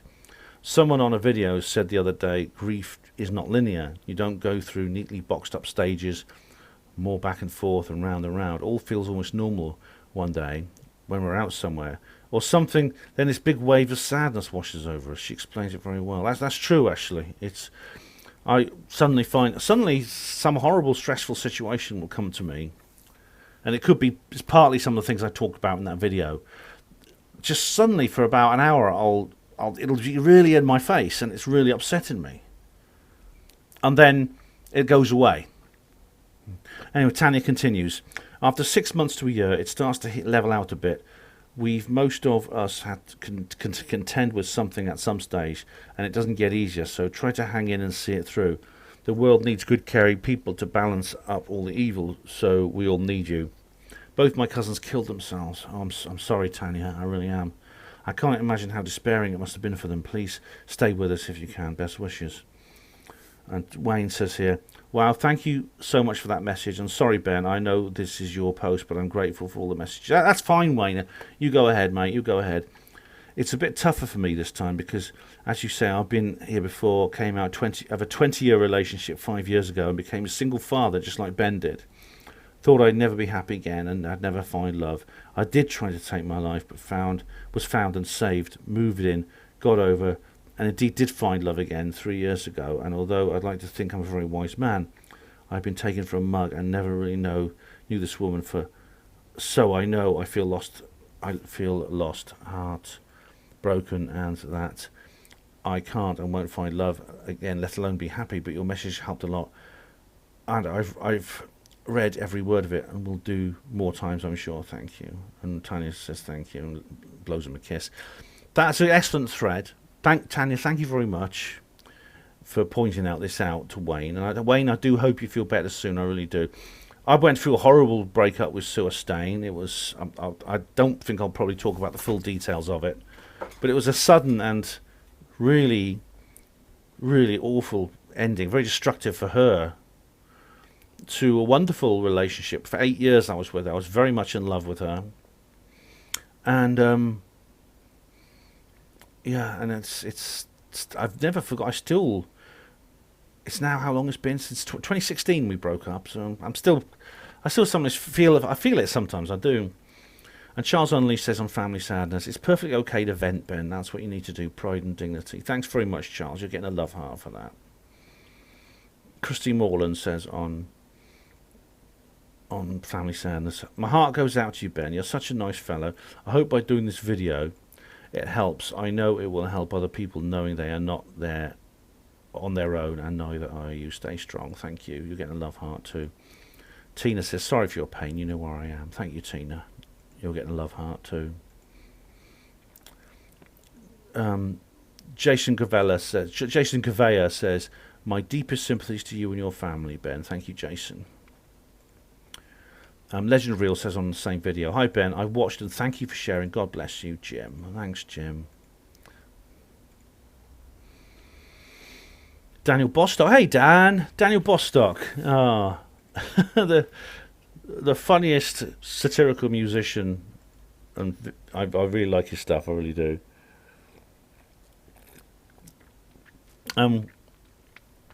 Daniel says, I'd reach out to Beatrice, my cousin. She might be wondering about you, but also having the same doubts. Sod the rest. It doesn't sound like they'll be losing sleep over you. I think possibly, Daniel, it's now a bit late for that. I should have, if it was the right thing to do, I should have done it sooner the time. It's now more than 2 months since her husband killed himself, and it's probably too late for that on this occasion. I might see her again one day. I might be able to talk to her again someday. I don't know. And Lemsip says, underneath, except Beatrice as a child was distant and unfriendly. Yeah. She was not positively unpleasant, but she was very aloof. Didn't really have any interest in me at all. None of them did, that family, apart from Andy. And well, we all used to play together, but we grew out of each other very quickly when we became teenagers. That is almost as bad as being overtly rude, manipulative, or abusive. In childhood, you expect some connection and warmth from extended family. My cousins were just the same. It wasn't until I travelled abroad I realised that they reminded me of the royal family, like a lot of people in Plymouth and most parts of southern England as well. She deserves nothing more than a cursory email or condolence card. Maybe you're right, Lem. As it turns out, I didn't even give her that. It's just I'm just neutral about her, really. She was always completely oblivious of me, and now I'm being oblivious of her, despite the fact that she suffered this terrible tragedy. And I wish she hadn't. I wouldn't wish that on her. I've got nothing against her, and I don't think I'd wish that on anyone, actually, what happened to her family. Not least her bloody kids. What are they suffering? Monopod BS says on Family Sadness, thank you for having the guts to be able to talk so openly about such things. I hope that your profound thoughts on various interconnected topics would touch the hearts of other people are having brutal emotional and physical challenges to deal with, especially toxic family situations. May Beatrice rest in peace. May other men be inspired to value their lives despite all the woke shite that's been thrown at them these days. Thanks again, brother. Oh, you're welcome, Monopod. Yeah, it's the suicide rate among white men is skyrocketing. I think it's doubled in the last 20 years. It's terrible. And so I don't know. Obviously, I don't know what the cause of this particular guy killing himself was. As far as if you throw the woke shite that's been the woke shite, I agree with it. It's complete shite. It's been thrown at white people all the time, especially white men, saying, "Oh, you're evil. You don't deserve to live. You don't deserve to exist. You own slaves. You're rapists." All these horrible things they throw at you, which is very, very well tackled by other. I deal with it a bit myself, but really, others such as Sargon of Akkad and Morgoth and many others, they specialise in detoxifying people of this disgusting, pernicious poison, this mental disease that's being imposed, this mental pandemic that's being imposed on people. It is going to have an effect. If you keep telling people they're evil, it's going to have an effect on their self-esteem. I don't know how many of the white men who've killed themselves directly as a result of the woke shite, but some of them might have done. Even those that didn't, it could be that that's influenced them. Yeah, Gary Robinson says, Ben, mate, I'm really sorry about your family troubles. At least you can relax in the knowledge that you're a good geezer.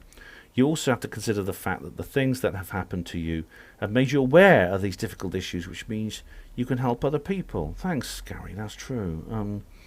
Family sadness, Robin says. Saw you back in the day on Rich Planet. Oh yeah, that was that was in the day when Richard used to bring people like me onto his show. Yeah. Edit. You speak about your mum's family being Dutch. What do you know about grandparents living lives under occupation during World War II? I asked, as I had a similar family. Often when you work out the wartime activities, it gives you that OMG moment. I'm third generation Polish, German, Jewish, Catholic. And their war was immense, so much so it affected the future generations totally. My old girl was similar to yours, mean-spirited. You know, Robin, I really do think it has had a terrible situation. It's been an absolute terribly. Sorry, let's start again. The trauma of that war, especially not so much in Britain, but in occupied areas of especially in Eastern Europe, was so awful, and in Germany itself was so terrible. It's affected the cultural zeitgeist of the entire continent. Stephen Molyneux actually talks about his own mother, who actually lived in Germany during World War II, and of course she was devastated by bombing and by invasion. And he says, God knows what she went through, what it meant, what it turned her into. And Netherlands actually, it wasn't. There's a huge difference between Poland and the Netherlands. The Netherlands actually were rather like Britain. They got off comparatively lightly, rather like Britain did. There was bombing. Rotterdam was virtually destroyed. And again, there was this idea in some quarters that, you know, the occupation was actually a good thing, and rumour has it they don't talk about it. It's very, very difficult for people to talk about. It's a real taboo. It's something that they're upset even to mention. It's like John Cleese in Fawlty Towers just jokingly says, "Don't mention the war, don't mention the war." But you don't. I mean, it's something you can't really talk about. I mean, they would sometimes speak to me privately about their suspicions and about their thoughts about what their family did during that time. But it goes on to this day. There's conflict between people in the Netherlands today, especially the older ones. But it sometimes filters down to younger generations about this division between the two various different ideas. It's much worse than the people, you know, the people who voted Remain, the people who voted Leave here when Brexit came along. Oh God, it's much worse than that. But you know, my family's a family of secrets. I don't know what those secrets are, but I know where they're buried. I know certain names, certain situations come up, and everyone just, you know, the shutters come down, people just look away, they don't speak. At a very young age, I learned not to talk about certain things. Family sadness. All the best, Ben. All the best for the future, Ben, from Scotland, says Al McCall. Thanks. Thank you very much, Al. Much appreciated, mate. For some reason, I don't know if that's going to happen now. If that's going to go. Anyway, family sadness. Oh, what's happening? That's it. A Ravenhill, a mystery short sword merchant, 1968. It says on family sadness. My deepest condolences, Ben. I was lucky enough to have a good family. My mum and dad are great, noble people. I was raised very well from a good Christian family. We had our few problems, like families. Or reply added. Good. So something weird's going on there. Hang on, I'll just think the page is messing about a bit. It's working now. Okay. I was lucky enough to have a good family. My mum and dad were are great noble people. I was raised very well from a good Christian family. We had our few problems like all families, but nothing over the top. God bless you, Ben. Hope you feel better soon. Thank you very much. Much appreciated. David Smith says, my family were good too and all were atheists. Yeah, yeah, of course, you don't have to be Christian to be good, of course. And, of course, not all Christians are good. So I take your point, David. But thank you very much, Ravenhill. And, it's kind of like, obviously, I'm on the periphery of this. It's something, obviously, Beatrice, my cousin, and her family are going to be right in the middle of it. And, indeed, her parents and other people in the Netherlands are going to be right in the middle of this. I'm on the outside of it all. I'm not suffering directly from this. The problem I've had is that this has raised so many bad memories and feelings of guilt, feelings of confusion in me as a result of this. Do you know what I mean? I don't. Yeah, that's what I mean. Steve071 says, I can't comprehend grandparents like that. Mine were wonderful. Fun people that gave all their children and grandchildren love and laughs. I hope that the 99% of your subscribers that comment, support and appreciate you, give you a big positive energy and loving vibes to lift you when you're feeling down, Ben. Thanks, Steve. Oh, they have. They really have. They've been great. I'm glad you had such wonderful grandparents. I mean, it is. I mean, I was very fond of. You see, I would like to say my dad's. I never really knew my paternal grandfather. He died when I was six months old. My paternal grandmother I was very close to, and she was difficult in a different way to my maternal family. So I never had really good relationships with any of my grandparents. I was very, very fond of my partner at the time, the mother of Louisa, not Sue Stain, my previous partner, who I was the mother of my daughter, who I was in a relationship with for nearly 3 years. Her mother I absolutely adored. And she was very Louisa, my daughter, was very fond of her. She was a wonderful grandmother to my daughter. I was very sad. I was very sad when she died. Very, very sad indeed. Family sadness. The crafty nihilist says, lots of love, Ben. You don't have a nasty bone in your body and your decision is entirely justifiable. I will have to make a similar one in the future and I already gloat about it. We're only human. And you're kind and generous to everyone. These people aren't worth worrying about. Thank you very much, Crafty. And, you know, I mean, I've heard, you've told me a little bit about your family problem. And, you know, again, maybe there's nothing wrong with feeling as you do. Nothing wrong at all. DGem says on family sadness, thank you very much for sharing, Ben. I really can't relate. I can relate to what you said. To quote Richard Pryor, family is like getting a life sentence for a crime you didn't commit. You're a great person and a good father. God bless you, brother. Thank you very much. Richard Pryor is very funny. I love the films he made with Gene Wilder.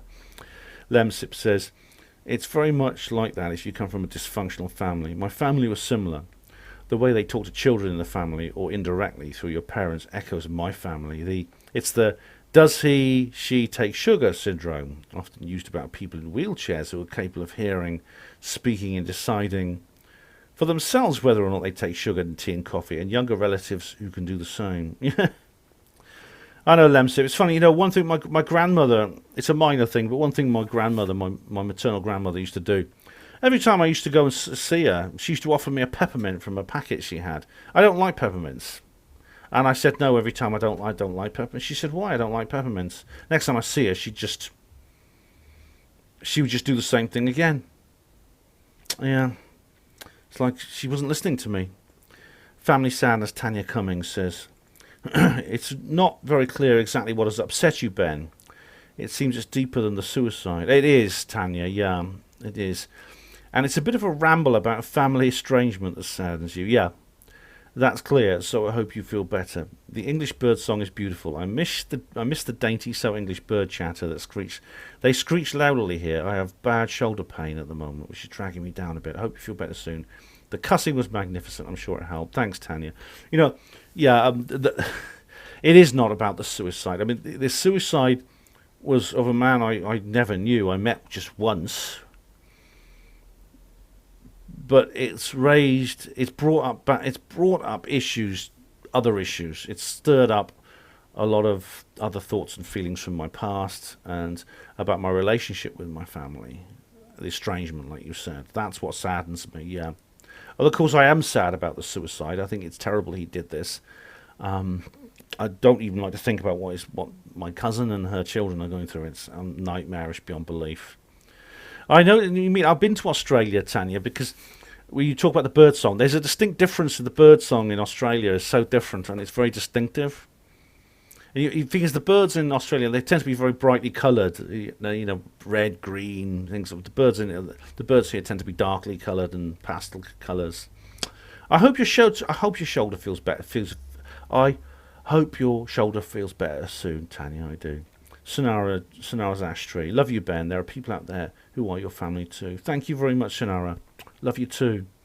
And I appreciate that. I really do value you guys more than anything, you know, because you guys have been so wonderful. This is why the reason I love conferences so much. I don't go along there to see the speakers. I go along there to meet up with people. You know, I really do. Same video, Alex Ritchie. I wonder, having had a similar upbringing, if childhood trauma is a launchpad for future awareness and awakening from the enforced coma. Probably has a lot to do with it. You know, it's funny, Alex. Every single person who seems to have have a real impact. You know, great artists, great writers, great musical geniuses, people like that. They always have some kind of. They always tend to be tortured souls. You know what I mean? They often have this element to themselves. And the thing which I think early life trauma, especially relating to family, seems to be the biggest cause of psychological trauma there is. It really is. This is why the way I took care of my daughter when she was a baby and growing up, I was so careful about it. I really was. Richard Best says, I'm sorry to hear about this, Ben. As they say, you don't choose your family, but you've done well to rise above it. Thank you very much, Richard. The Coincidence Theorist says on the same video, Ben, we are all victims within this living satanic daydream. You're a wonderful, gentle being of light. Thank you for sharing something of substance and meaningful. Personally, my brother in arms. Thank you very so much. Who knows what abuse and coldness and alienation your mother suffered. Yeah. As of your granddad, he sounds cut from the same cloth as my granddad from my dad's side. My poor dad spent his early years locked in a coal shed in Prestwich, Manchester, on a daily basis. Oh God. My grandma never said a word. He met my mother at 16 in sunny Morecambe, who had recently moved from Portsmouth due to my other granddad retiring from the Navy and buying a couple of shops in Manchester with his pension, after spending the last few years fighting Chinese pirates with swords. My poor mum was brought up suffering from my grandmother's subconscious resentment towards her due to my granddad never being on the same continent. They ran away together and lived in shop doorways in London until they could afford a tent and pay rent. I think it's called white privilege these days. Oh God, don't get me started on the white privilege myth. But I'm glad to say they grew up to spite them, or shall I say, right them, just as you have with your daughter. It seems life really is a lot like a requiem for a dream. I believe we all wake up from this nightmare one day. God bless you, Ben. Thank you, Coincidence Theorist. That's much appreciated. It really is. I do think it does seem like that. A lot of my life seems to be about that. It seems to be building something. And a lot of the good things I've done, actually, are a result of an attempt to overcome these painful spots in my past. And that goes for a lot of things. You know, that goes for things I do with HPANWO as well. You know, it's same video. Frequent O person. That's the name. Phreaken and Operson. Oh, what a man you've become! What a man you have become despite this horror. Respect, bro. Thank you very much. Thanks very much, freaking O person. Reply to comments 42. Hugo Rune, hello. Approximately 214, interdimensional. Sorry, I know what you're going to say, Hugo. Sorry, but this is just a filler they can't explain. There are only 3 dimensions, time is not a dimension, and there's no such thing as interdimension. Just like the stuff they call dark matter, they just can't explain, so create a filler. Whereas I can identify it, I call it charge. See, oh right, yeah, I think you've talked about this before. That is the 95% they call dark matter. So go ahead, show me this interdimensional stuff. All right, yeah. Elementary charge. Wikipedia does not have an article. It doesn't have one. Maybe it's gone. Has it disappeared, Hugo, since you posted this just 1 week ago? As for interdimensional, there does seem to be... People often have descriptions of what they call parallel universes. And sometimes you have, like, objects appear and disappear through what looks like portals. This, especially the Skinwalker Ranch, for example. Maybe there's another explanation for this phenomenon, you know. So, and Hugo actually says here on the same video, are demons real? Oh, come on, Ben, this is religious claptrap. Demons don't exist. But at 21:13 onwards, you say, yes, demons are real. Please, please show me these real demons. Oh, Hugo, you're setting me quite a challenge here. He says here, he goes on, I'll take all these points together. Oh dear, I missed that in my previous post. You also claim angels exist. Sorry, Ben, but I now see you as a Christian. That alone makes it harder for me to take you seriously any longer, but please, I ask you to prove me wrong. Show me some angels and demons. Oh, and he says here, oh blimey, demonic possession is real. Sorry, Ben, go ahead and do an entire video proving angels and demons exist and they can possess you. I'm assuming angels do the same thing as demons. And one last comment. Oh, by the way, yes, I've had a couple of beers. I thought you might have, Hugo. Definitely. Definitely. All right. People have encounters with angels and demons. People you wouldn't normally expect. For example, I had an amazing story about someone who's in hospital and an angel appeared outside the window. And even the nurses saw it. And sometimes there was even this person who comforted them in the relatives' waiting room. And when this patient's relatives went back into the room, that same person was there. And she had a harp with her, and the lady said, "Oh, you're an angel, aren't you?" And she says, "Yes," and she disappeared. There's so many stories like that. They're quite amazing. I'll see what I can do about proving it to you. All right, Hugo. But I take your point about your ideas on cosmology are very interesting. But there has to be some explanation for where these things come from if they don't come from this universe.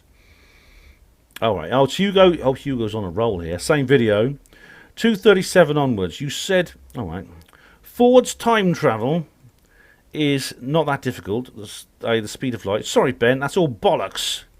Time is not a dimension. These alcohol-free beers really do help you see the truth. Joke. So I would send them back to the shop if you think those are alcohol-free, Hugo. Yeah, but it's to do with Einstein's special relativity, and I don't know how true it is or how false it is, but according to that model, you can travel forward in time. There's a guy called Valery Polyakov who's travelled 1.7 milliseconds into the future. He did it by spending 13 months on the Mir space station between 1994 and 1995. So I don't know. I can't remember the details, to be honest. What am I doing for time? I'm starting to feel a bit tired. We have around 60 minutes remaining on this hour. Be the Truth said on Family Sadness, I feel so right, family, in that darkness. You look like the build-up to being real and open emotional release is a way and well overdue. Release and have holistic therapies, and in meditation clear and clean yourself out and transmute the pain, Ben, is my suggestion. It'll affect all your organs and health. Thank you very much, Be the Truth. I didn't quite follow every word there, but I appreciate what you mean, yeah. And I say here, go for it, Hugo. I'll reply to comments 42. Lol, he goes, re-electric universe goal. I don't push that side anymore. I'm not electric. I call it a charge universe. Thanks for the mention. That was very unexpected. Oh, what are you talking about, Hugo? You're the first name that pops into my head whenever this kind of subject comes up. All right, it's not electric, a charged universe. Well, unfortunately, the Wikipedia link you gave me, if there was a page there, it's vanished. Family sadness, Ed Kaler. I think it would be okay to send Beatrice an email offering condolences, just my thought. Maybe, Ed, I think it's a bit late now. I really do. I think it's too late. Maybe I'll get a chance to have contact with her again, I don't know. But like I said, she's just someone who's completely irrelevant to me. And she's virtually a stranger. It's like... Scott Vince says, unfortunately, we don't get to choose whose family. I feel sorry for you, Ben, for having to go through so much crap.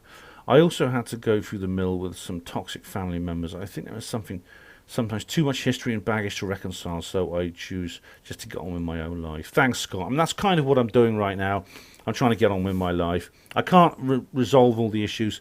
I can't make my dad, I don't think my dad's going to get over his weakness. He's the only one of them.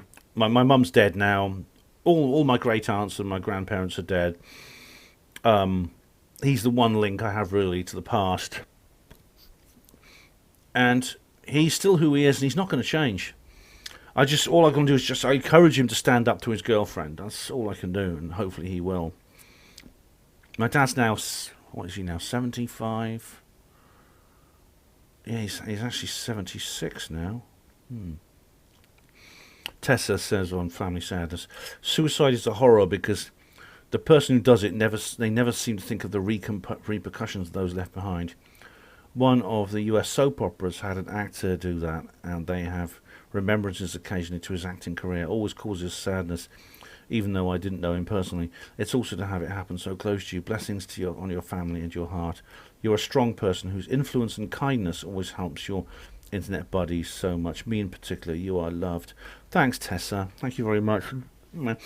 It's not someone particularly close to me. Actually, it's, as I said, it's not my immediate family. Thank God. I'd be, it's just that it's a terrible thing that's happened to my extended family, who I'm estranged from. But the fact that they've suffered this has brought these thoughts and feelings up in my head. As for, I think people who are in that situation where they take their own lives, they don't think of repercussions. They're in a point where they can't really. They're kind of they're stuck. I mean, I've been in a very depressive state before, and you don't even think about things around you. It's just almost like you're just caught in this web of misery and you can't get out. See what I mean? You don't really think about these sorts of things. Right, was an old video. Am I a Megtow? It's an old video. I'm very proud of it, though. I think it's a good video. Ed Kaler says, Nikola Tesla would have liked COVID-19 if he did not like shaking hands. Oh, yeah, he'd never have caught it, Ed. I brought in Nikola Tesla because, the Megtows are always going on about Nikola Tesla. And they say, oh, Tesla was a Megtow, No, he wasn't. He wasn't. He even sort of had, crushes on some women. Lemsip said, I lived in Brussels one time and could tell you how conservative it can be, especially in rural Flanders and in Wallonia around Nivelles and Dinant. As soon as you step over the border into the Netherlands, attitudes don't change immediately until you get to the cities. Once you leave the boundaries of Brussels in Belgium, you mustn't speak French until you get to Wallonia. So if you speak Dutch or Flemish, you must speak English. If you don't speak Dutch, Flemish, you must speak English instead. Sorry to hear about your mother towards the end. I drifted apart from my mother in her later years because she always acted bored around me and expected me to do all the contacting between us. Oh, yeah, it's yeah. I mean, the thing about Belgium, I'm not so familiar with Belgium, but I know people who live there. They told me what it's like, and there is this linguistic division and the religious division, of course, but also it's the fact that they are so different to the urban Dutch liberals. And indeed, that's why I thought Limburg was Limburg is more like Belgium than Amsterdam. I've been to Amsterdam, a place like that, and it's totally different from Limburg. And she says, yeah, there's a province in Belgium also called Limburg, and so the Limburg in both countries might have been a small country or duchy at one time. I think they were, actually, yeah. I think they were both part of Prussia at one time, as parts of Prussia extended into what is now the southern part of the Netherlands and Denmark. So there would be Prussian attitudes even then. Now, yes, the Prussian Empire actually, I think it's as big as its largest extent. It covered much of Central Europe. And see, I mean, I'm familiar with that whole thing. Belgium, the Prussian Empire actually included part of France for a while because. I was watching this thing about the Paris Commune, and that broke out during the Franco-Prussian War in 1870, I believe it was. That's true. This whole thing is like a lot of the world today is a product of the world of the past. I mean, Belgium. I think my mum once told me, there'd be no Belgium if it hadn't been for Napoleon. And I thought, well, right, I don't know the details of that, but it's interesting that people in Holland will say that. Rex Rampage, that's a good name, says on UFO Disclosure 2021 Obama goes there. Oh, come on, Ben, give it up. Trump's time as president has passed. Trump did say recently, quote, I'm not such a believer, but some people are, so I don't want to hurt their dreams and or their fears. Relating to what, Rex? Relating to what? I don't believe Trump's presidency has passed. His time has not passed. I think we have definitely not seen the last of him. It's all there. All the signs are leading up to that. All the signs seem to indicate that he's strong, he's positive, and he's active, and he's holding MAGA rallies and things like that. You know, this is not an ex-president. I'll tell you who's acting like not an ex-president, a fake president. Joe Biden. He's actually terrified. He's walking around with his head down. Someone goes up to him and talks about UFOs. He goes, oh, yeah. David Icke Books the Full Set, Christy Morland says, came up on my recommended list, and I'm going to buy The Biggest Secret very soon. Oh, Christy, well, I hope you like it. I mean, if you're familiar with conspiratorial stuff, The Biggest Secret will fascinate you. You're not new, I know you're not new to the conspirasphere, so if you were new to the conspirasphere, I'd recommend reading And the Truth Shall Set You Free first. But seeing as you're not, go read The Biggest Secret. That's fascinating. We have Dr. Respect. Hello, Dr. Respect. He's got a lovely font here. Looks like Scrabble tiles. Oh, yeah. Sub to me for 3 months. Oh, nice, Dr. Respect. Well done. Family sadness. I was strangled by my dad at age 7. And when I reached 12, I was told by my mother I wasn't wanted. Oh, God. I seem to have turned out okay. Well, I think okay. What counts is, I think, though, is how you handle it. I just moved on and got on with who I was and not who I had to try to be. In some ways, it's a blessing. All the best to you, Ben. Dr. Respect, thank you. And I'm really sorry you had that experience with your parents. I really am. I really am. It's it's pretty lousy, that. Yeah. All the best to you. Hope you find healing, Dr. Respect. Lemsip says on Family Sadness, your family remind me of my family, only they live in this country. Both sides of the family, in fact. When I was a child, they would boast about their own children, and my mother would only listen and not bother to boast about us. So we were always seen as somewhat lacking because we hadn't done the great things their children or my cousins had done. It's awful when relatives are indifferent towards you, and the only good thing about them is they haven't done anything bad to you. And even worse, when they're selfish and rude to you. That is like my family, Lemsip. It really is, yeah. Basically, yeah. It's like, it's the best I can say to them about them is some of them didn't do anything bad to me. But I was kind of the black sheep, because my mum was kind of the black sheep of the family. My grandparents regarded me, inferior. I hate it when relatives, because they're older than you, adopt the position of always being in the right, and you aren't allowed to win the argument. Oh, God, yeah, I've got to get that all the time. What would you know? Thing is, you get that anyway, Lemsip, among adults, you know. The very first thing I hear whenever I disagree with someone, in 90% plus the time, well, what would you know about it? You're not qualified to comment because... That's an ad hominem attack. You know, I got this from my dad's girlfriend, actually said this to me when I said I'd voted leave in the Brexit referendum. They said, what would you know about it? If you run a business? And I thought, what's that got to do with anything? What's that got to do with the issue? My reply to her was very good, actually. I said to her, all right then, if I, what would you say to someone who had run a business and made the same point I did? She said, "Oh, well, that wouldn't happen." So right, you have an ad hominem attack plus an unfalsifiable hypothesis fallacy. That's two fallacies. And well, people don't care about that, though. That's the problem. They literally don't care. They don't care that they're wrong. They just it's so NPC. It really is. Lamsick continues. I also hate it when they don't bother to get to know you, so will only ask about school, never your friends and interests. I used to feel invisible at family gatherings and visits, so would bring books to hide behind or wander off to explore locally. Yeah, oh God, yeah. They always had to contact me via my parents. I thought that was because I was moving around a lot until I was in my late 30s, but even after living at the same address for 40 years, that still went on. Plus, almost all the women I've met in mental health claim that their father sexually abused them. That's because mental, verbal, physical, emotional abuse and isolation doesn't count as real abuse if it's coming from your parents, because that's what they're supposed to do, right? So they have to think of another reason for their mental health problems and family estrangements. It all has its roots in religion. My family, of course, devout Catholic.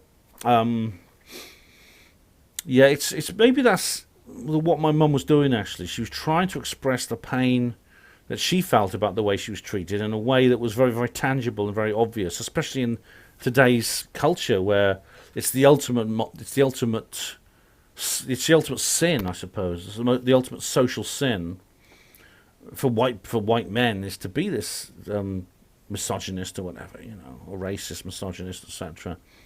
Which, of course, a child abuser would be. He or she carries on.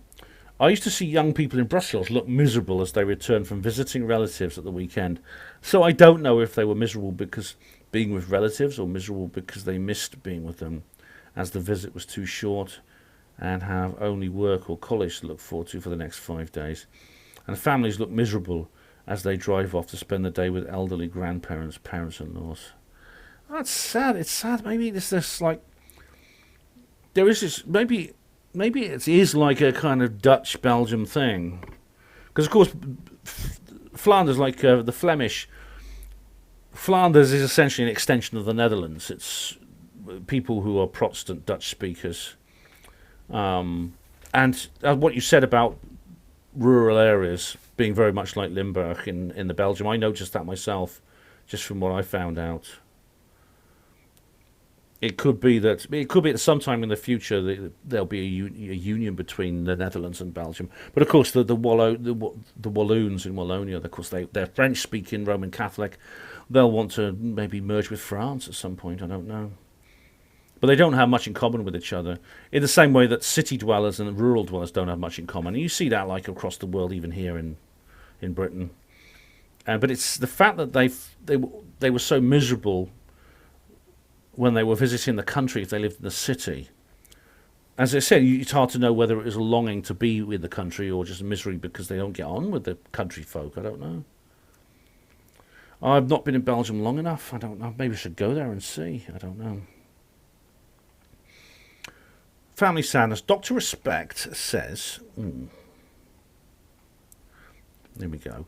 I'll give you something to ponder on. Dolores Cannon supposedly channeled ETs, and the messages that she received were that ETs were us from the future.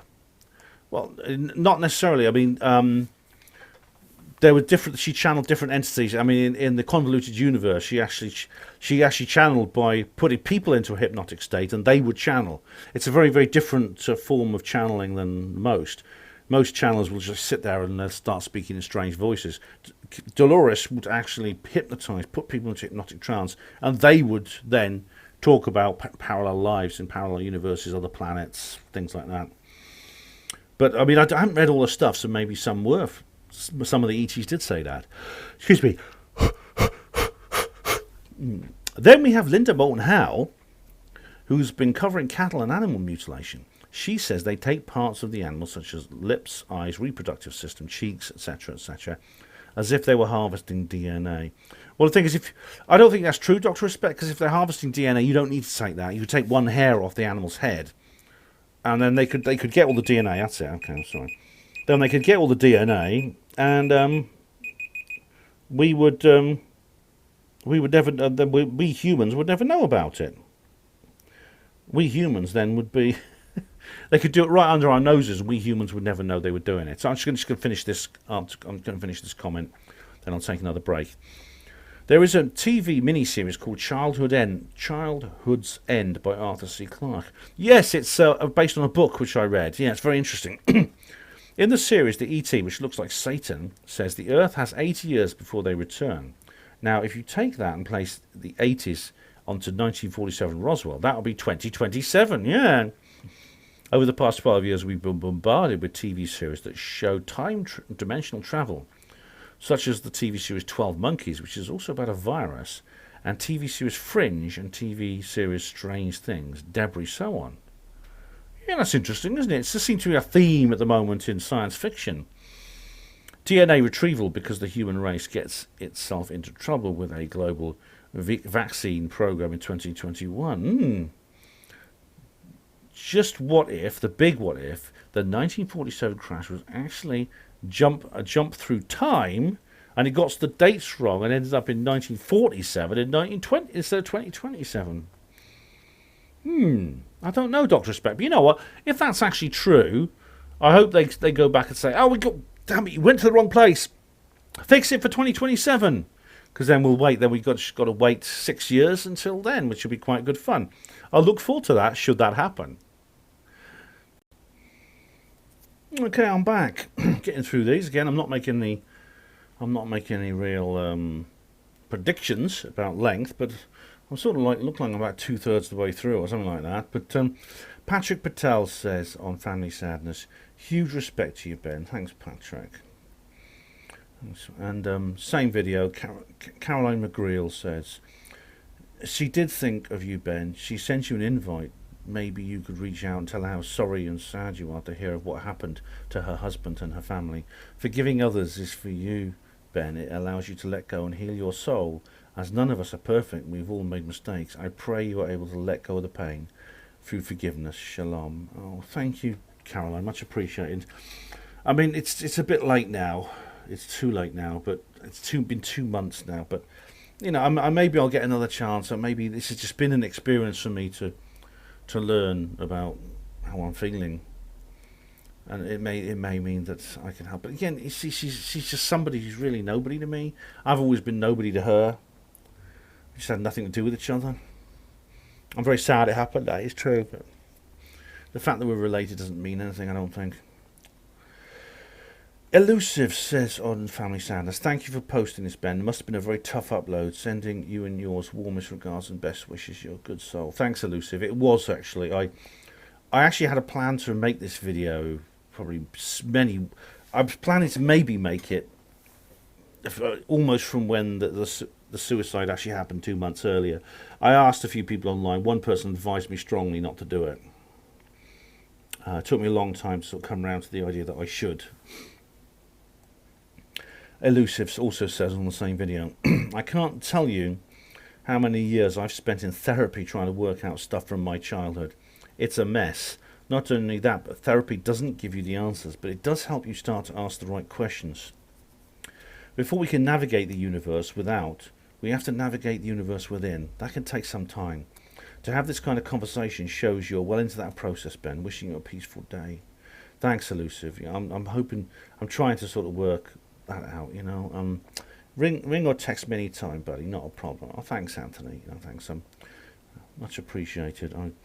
I don't have time to talk to many people, but I do appreciate your input. I'm talking to you here. I tend to text and ring people and I get to know them very well.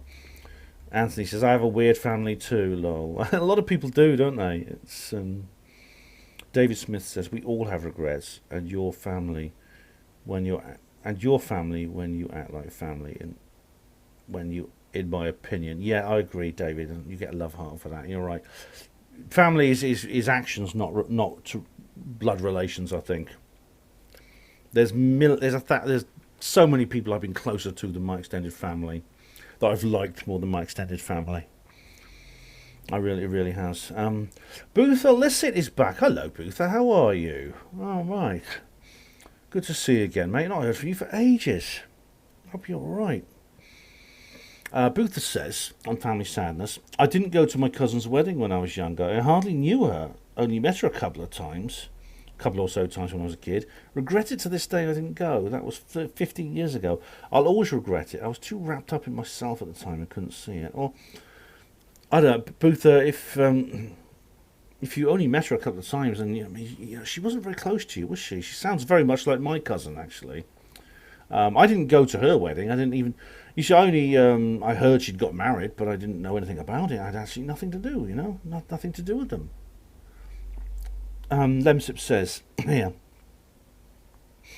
there could have been a real reason why you didn't attend it, or it could have turned out to have been a miserable experience. I went to one family wedding, and it was my first. It was OTT with morning dress and top hats and a marquee on the lawn. Sounds like 4 weddings and a funeral, Lemsip. A passer-by on the way to church remarked to us that the other guests looked like they were off to a funeral, not a wedding. The guests were buttoned up emotionally, but once the alcohol was flowing, with hired waiters constantly topping up wine glasses in their hands, they got very squiffy and were saying rude things.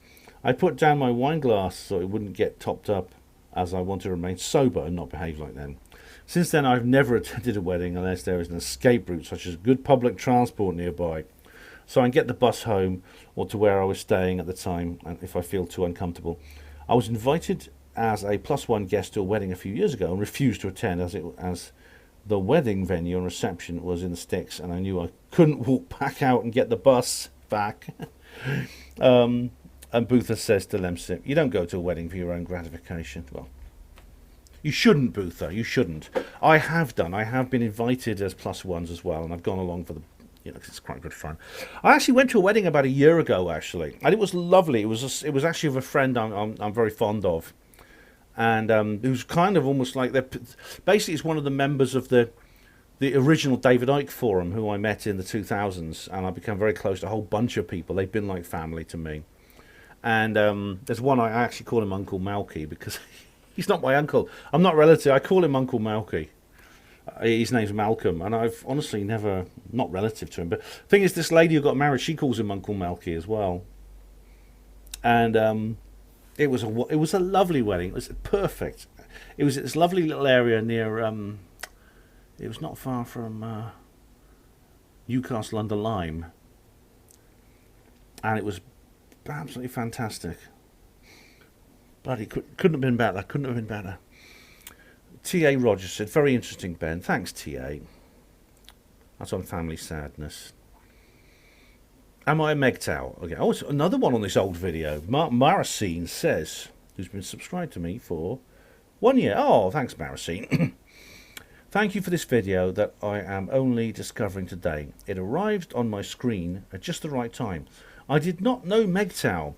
The last few minutes sum up exactly what we are up to now in 2021, the year of major division. Strength, honour and dignity are essential. Oh, well, I'm glad you liked it, Maracine. I found it, again, it was an emotionally difficult video to make, but I needed to make it. It was basically an answer to questions people are asking me.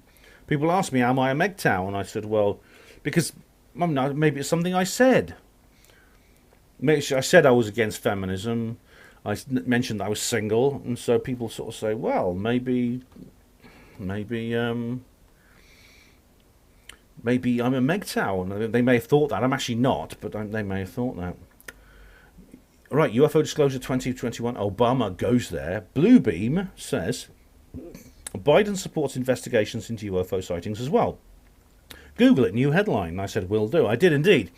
It was actually, yeah, it was Jen Psaki. I mentioned it actually in another video which is upcoming at this point. This was 6 days ago in my most recent video. She actually answered a serious question in a serious manner in the Brady room. So it was a formal press conference. Now that is something literally has not happened since the Condon Report in 1969. It was quite incredible to see it. Biden himself is totally out to lunch. It's possible that he has rebels within his own administration, in which case she might be one of them. Psaki, in which case Biden himself doesn't, he doesn't want to investigate anything. Someone tried to ask him about what Obama said about UFOs, and Biden just said, "Oh, you better go and ask him again," and walked off. Chris White says on Family Sadness, as the poet Larkin said, your parents fuck you up. I know, mate, I know. That's right. Pentuck UFO. Oh my goodness me, it's a great old one. This one. I only saw this video today. Oh, well, Vox. This is from Vox in Tenebris. Well, Vox, there's many more. I've made several sequels to this, so do check them out. I am familiar with this area. First of all, as some have questioned, the mobile network around that road is patchy to woeful at best. However, it is a wealthy area where just about everyone has their houses kitted out with security cameras, etc. When you visited the Royal Glam Hospital, not only would there be cameras there, but also the Royal Mint is based on the other side of the industrial estate, literally opposite the site, that is Lanley Woods, Anismardi, etc. Anismardi. The Mint has security, and then some, concerning anomalies would be picked up by their staff team, given the nature of the operation. 24325, I hand gesture, Womb of Osiris. Pyramid gesture. Is that all right?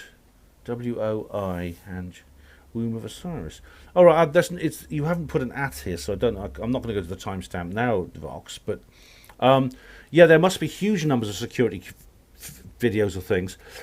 Security at hospitals is handled, but there's usually a contractor. Companies like Mighty or Group 4 tend to run hospital security.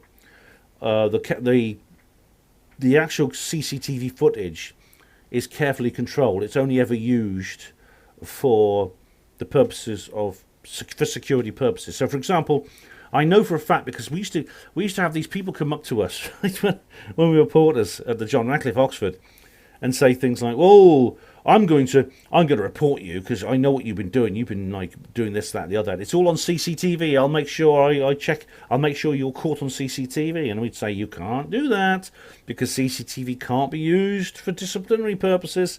And it's true. So getting access to any CCTV footage from the Royal Glamorgan Hospital is not going to be easy. As for the Royal Mint, forget it. But yeah, this I'm glad you're familiar with Vox. I mean, do please watch the sequels, because you might find them very interesting, and there may be more coming. I mean, I believe this is still an open case.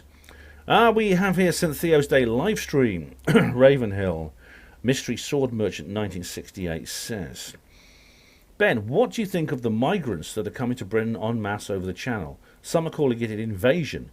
That's what that's what Michael Heaver on YouTube's latest upload is about. Good night, Ben. BZ Garson says, an invasion PMSL. Is Michael Heaver, who's he? I'm familiar with him. I think maybe Caroline Stevens. Something to do with Caroline Stevens. Let's have a look. All right. Yeah, Michael Heaver, Brussels to start a trade war with Brexit Britain. Oh, right. British workers turn against Labour. All right, I think I'm going to sub to this guy. BZ Garson Scott, it's an invasion. Well, an invasion's the wrong word, because it implies there's some kind of agency on the part of the people, migrants flooding the channel, flooding across the channel. They're not. The migrants essentially are being used by the people who, as I said earlier, when someone accused me of white supremacy, have an agenda to control the movement of population across the globe, and shift population masses from one area to another on a huge industrial level.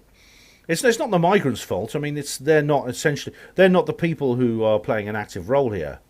So it's no point getting angry with them. You have to expose the people who are doing it. So it does appear to be an invasion, but you see, it's not an invasion. The invasion has already happened.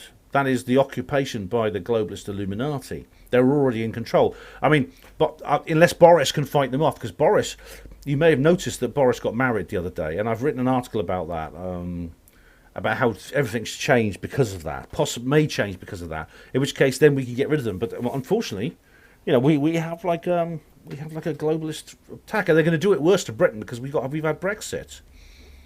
So yeah, I think it's a terrible thing, Ravenhill. I understand the people protesting against it. I think it's an awful thing, and I hope it stops. I hope we get to the bottom of this. break out of it. Bluebeam says on Family Sadness, your mother always, somehow I enjoy, your mother always. I'm a bit like Stefan Molyneux sometimes, aren't I?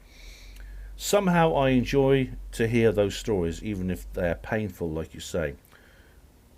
It's not so bad to talk about those heartbreaking early days, yeah.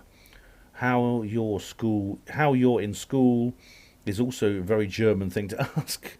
I can assure you, take it easy, dude. Oh, thanks, Bluebeam. You know, yeah, I mean, I don't know about Germans, but my grandparents showed no interest in me at all. But they'd always ask my parents how I was getting on at school. They were very, very disturbed when I left school. And I think they were doing it for their own purposes. I think they were literally they wanted to be able to boast to their friends and other family members about how good their family was.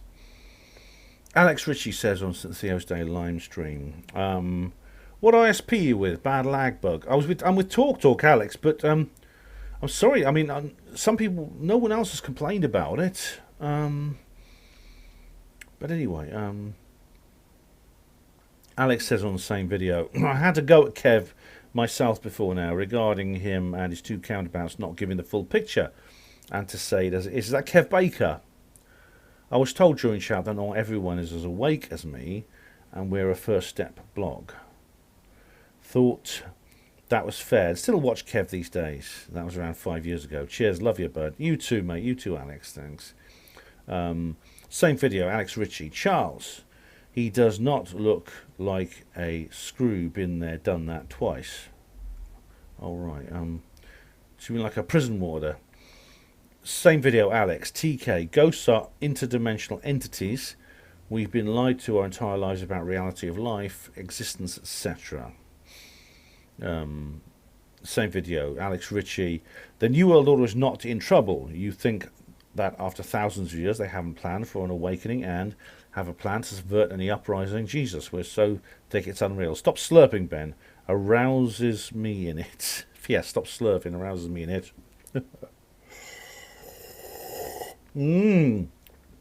I did it again, didn't I? The New World Order is in trouble, Alex, for reasons I've explained. They have not. I think they may have known that something like what was happening today was happening, but they are not able to cope with it. They really are not. All right. So Christy Morland just asked me for a reference to a particular on Martin Fleischmann dies. Just asked me and I did explain that. Yeah. So Theo's Day live stream, Wayne RS4 said, Ben, next time you arrange to go to Rendlesham, I'd love to tag along, as it would be good to walk around it with someone with as much knowledge as you have. Happy to give you a lift if you don't have transportation. Just a thought I'd mention. Thanks, Wayne. Yeah, I'll let you know if I'm ever going that way. I will, because I'm bound to go back there at some point. Family Sadness, Luke Briers. Hospital Porters Against the New World Order. Love you, Ben. Thanks, Luke. Much appreciated. Reply to comments 42. Ed Kaler says, great video. Thanks, Ed. I hope you like this. Reply to comments 43 as much.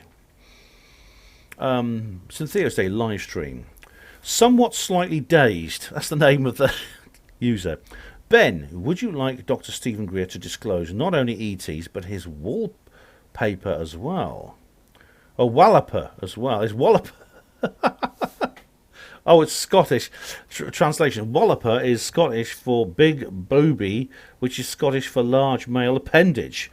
Ben, I think you're maybe a crafty butcher. Nothing wrong with that, but just admit it. I think I know what a crafty butcher is as well. I'm not normally, but, as I said, Greer is just, he can turn a guy's head. He's like... Yeah, it's only Greer, I swear. Family Sadness. What were your Welsh grandparents and other relatives from your father's side like compared to your mother's Dutch relatives when you were growing up? I didn't know them as well, Snarnock. My paternal grandfather died when I was 6 months old. My paternal grandmother I was close to because she lived close to me my whole life until she died in 2001. She was difficult in a different way to my... She was difficult in a different way to my maternal one. She hated my mother. My mum hated her, which is which strange enough was odd because they lived almost next door to each other. And she was always in the house. The rest of my Welsh grandparents, I mean, a lot of them actually weren't in Wales. A lot of them lived in Bristol. I didn't really have much to do with them.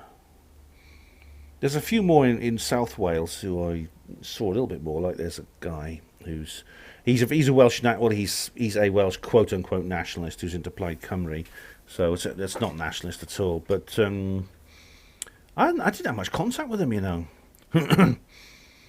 Reply to comments 42, Charles Unleashed.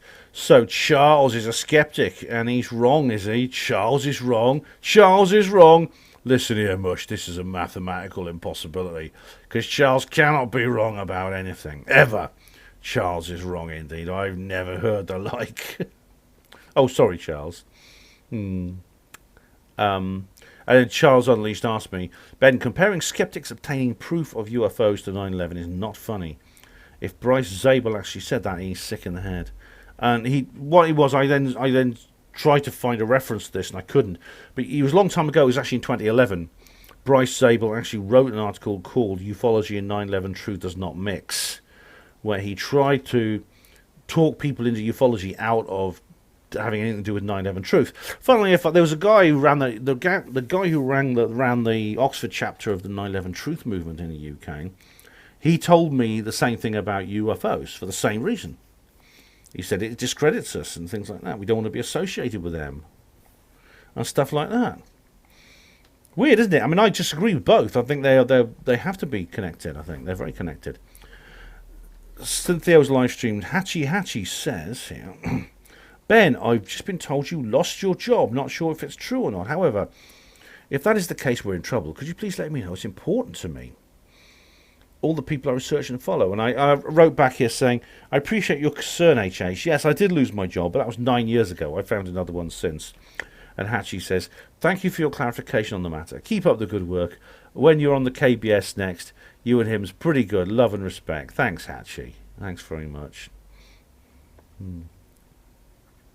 St. Theo's, Tessa.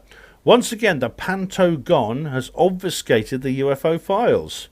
Who'd have thunk it? Non-disclosure, blah, blah. And I said here, I've just heard the news, new video coming soon. And Tessa said, I figured you'd be onto it, like a cat with catnip. I says, you know me too well, Tessa. Indeed, I did immediately go and make a video about this. Tessa said, I wonder if Ben ever considered doing voiceovers work for audiobooks or of other books. I just love his voice. Oh, thanks, Tessa. Well, of course, I've done my own. Evans Land. Whether I'd do another, I don't know. I could do, I suppose. I'm not sure. Tessa says, try and find food without soy, lecithin or bean oil. Lecithin or bean oil. It's tough. When I got off soy, an allergy, brackets, I lost weight. Oh, right. Yeah, well, they have this thing called soy boys. You know, I'm not a soy boy, but anyway. Caroline McGreal says... Thanks for sharing, Ben. This is on St. Theo's. Check out Potter's Clay on YouTube, a video called The Final Card. Oh, right, Carol, I think you posted this to me before. Is alien deception soon to be upon us? And what would it all be heading to? Could this be the end of days? The video looks at the origin of this deception and how big it really is. Thanks, Carolina. You actually posted this to me earlier. I will check it out. The Final Card. The story of fun. I will check that out. Thank you. Same video, Caroline McGreal. The creation of the bug was revealed through the Bible codes back in early 2020. Well, the Bible codes go back a bit further, don't they? There was that guy who wrote, what's his name, who wrote the Bible code. He predicted Yitzhak Rabin's assassination, the Prime Minister of Israel. Yeah. And now we're on to another video, UFO Disclosure 2021 UAP report leaked. Now this, of course, is my latest. Taff, Derek Baker. Hey, Taff, how you doing? Taff takes some very interesting video of the sky, especially the moon. The UAP story is bollocks. And he provides here a link to a YouTube video. And it's... it's the Dark Journalist. Elite Files, UFO Invasion Op exclusive with John Warner. Right, all right. Oh, I'll have to watch this. Thanks. It sounds interesting because I like Dark Journalist. He's cool. The video he did about Trump is very, very good. It's very interesting.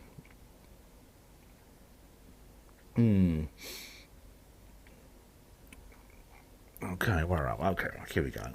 But I'll check those out. The final card. All right, I'll check. And Caroline's as well, the final card. Oh, David Splendid Isolation says, more likely to be a low-level independent research within the military. They won't have access to the real deal or the highest level information gained over the last 70 years. Charles Unleashed. You mean absolute rubbish. Marky Boy. Well put, sir. GLC Rule BTW. You knows it. Who's GLC? Who's that? Great London Council. But that's Steve Mumbling says absolute rubbish. Yeah, David, it just seemed to be more like that. This is definitely a split from the authorities, I would say. Same video, BMW 123D says, yeah, they've been here for many centuries. For me, they can be. Yes, that's true. 1% aliens that fly them. 2% artificial intelligence from the aliens that flies them. No passengers in the flying object, just electronics of some kind.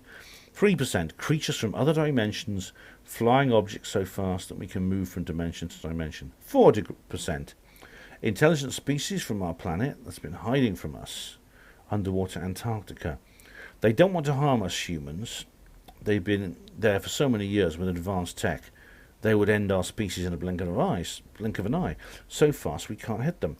Maybe we need to change our approach to them and hopefully learn from them. Yeah, I mean, I think probably all or some of the above. I don't know. I mean, Jim Mars said, "Are they aliens? Are they interdimensional? Are they our own secret aircraft?" And he says, "All of the above and more." Maybe there's something else. I mean, in AD After Disclosure by Bryce Zabel and Richard Dolan, they have a list of the possible things that they are. Stus Page of Goo says underneath in reply, "Yep. They don't want us to harm the planet too much either. The AI-controlled craft could be alien or ancient Earth origin too. But in the end, I reckon it's all of your options." Yeah, I think too, it probably may well be more than one phenomenon, Stus and BMW, that we've generically categorised under UFOs. Hachi says on UFO Disclosure 2021, "Ben, we can speculate as much as we like. There is so much disinformation going on. The black ops are miles ahead with technology, far more than what we could possibly think. Well, most of us. And that's what's being used against us. Love your KBS show. Ben, it's crop circle time. Love and respect. From a shed in Southampton, dog and all." Oh, thanks, Hatchie. I'm glad you enjoy that. Yeah, we are trying to speculate, and we are really. It's a difficult time for us because this new ufology is something novel in the human social experience outside of the ufological community that already existed. Old ufology, you might say, and we're trying to navigate our way through it, and it's unlikely. It's a real maze, and we're going to take some wrong paths, and some of us are going to be so worried about treading the wrong paths that we're just not going to move forward at all. So we have to be, like I said, not overtly cynical, not overly cynical, but not overly naive. Motorcycle Maniac says on UAP Disclosure 2021, I'm wondering if when the pilots saw UFOs every day for 2 years, they invited astrophysicists, world-renowned physicists, to observe and give options. Well, they did actually in the original with J. Allen Hynek when it was during Project Blue Book. Whether they did this time, obviously, if they did, it's for the classified operation. Charles Unleashed said, "Astrophysicists like Brian Cox, that will go down well here, I'm sure, I'm quite sure." Oh, yes, Professor Brian Cox. Yes, Charles, yes. First, he's not an astrophysicist, he's a particle physicist, which is very different. Oh, good, Professor Brian. Funny enough, if you check out HPANWO Voice, I uploaded an article yesterday about Cox because something weird has happened with him. He's been appearing in articles about UFOs, and I'm not quite sure what to make of that. Oh, UAP report leaked. Charles Unleashed said, "Why is this disappointing? Didn't everyone want to know the truth about it?" Oh, yes, Charles, that's why it's disappointing, because we haven't been given the truth. I explain exactly why this how this is deficient, about how it's not addressing the evidence, it's not interested in the truth, which to me is a disappointment. UAP report leaked, Charles unleashed again. Bill Clinton is the most reliable. He had many debriefings with Monica Lewinsky. She took him around the galaxy a number of times, baboom Tish. And he carries on. As opposed to Agent Rin, who has been using her influence to keep Ben firmly undercover, baboom Tish. In fact, these days, you couldn't get a cigarette paper between them, baboom Tish. Well, she's certainly been keeping me focused on worldly issues, I must say, you know. Okay, Mojo, someone called Mojo's has said they want to send me some information. I've given them my email address, and I think they've written to me, so I'll check that out. It's a private issue, that. UFO report leaked, Jack Parker. He says, get out the red marker, draw a line through everything except this. We cannot rule this out. They cannot rule out that they are spacecraft from other planets. And we keep forgetting the possibility of space stations in deep space, which means we have a glimpse at our television news somehow. One question to consider. We can't rule this out. What does that mean? Oh, Jack, it's funny enough, you know, forget like the Content Report, which I referenced in the UAP report. I was listening to General John Sanford, and what he was saying, I mean, here we go. General Sanford, UFO. Here we go. What is it? This is a real General Sanford UFO. That's it, right? John A. Sanford. Yeah. Just go to videos and Google that name, and there's this this entire press conference he did, this interview he did from 1952, the 31st of July 1952, where he talks about UFOs.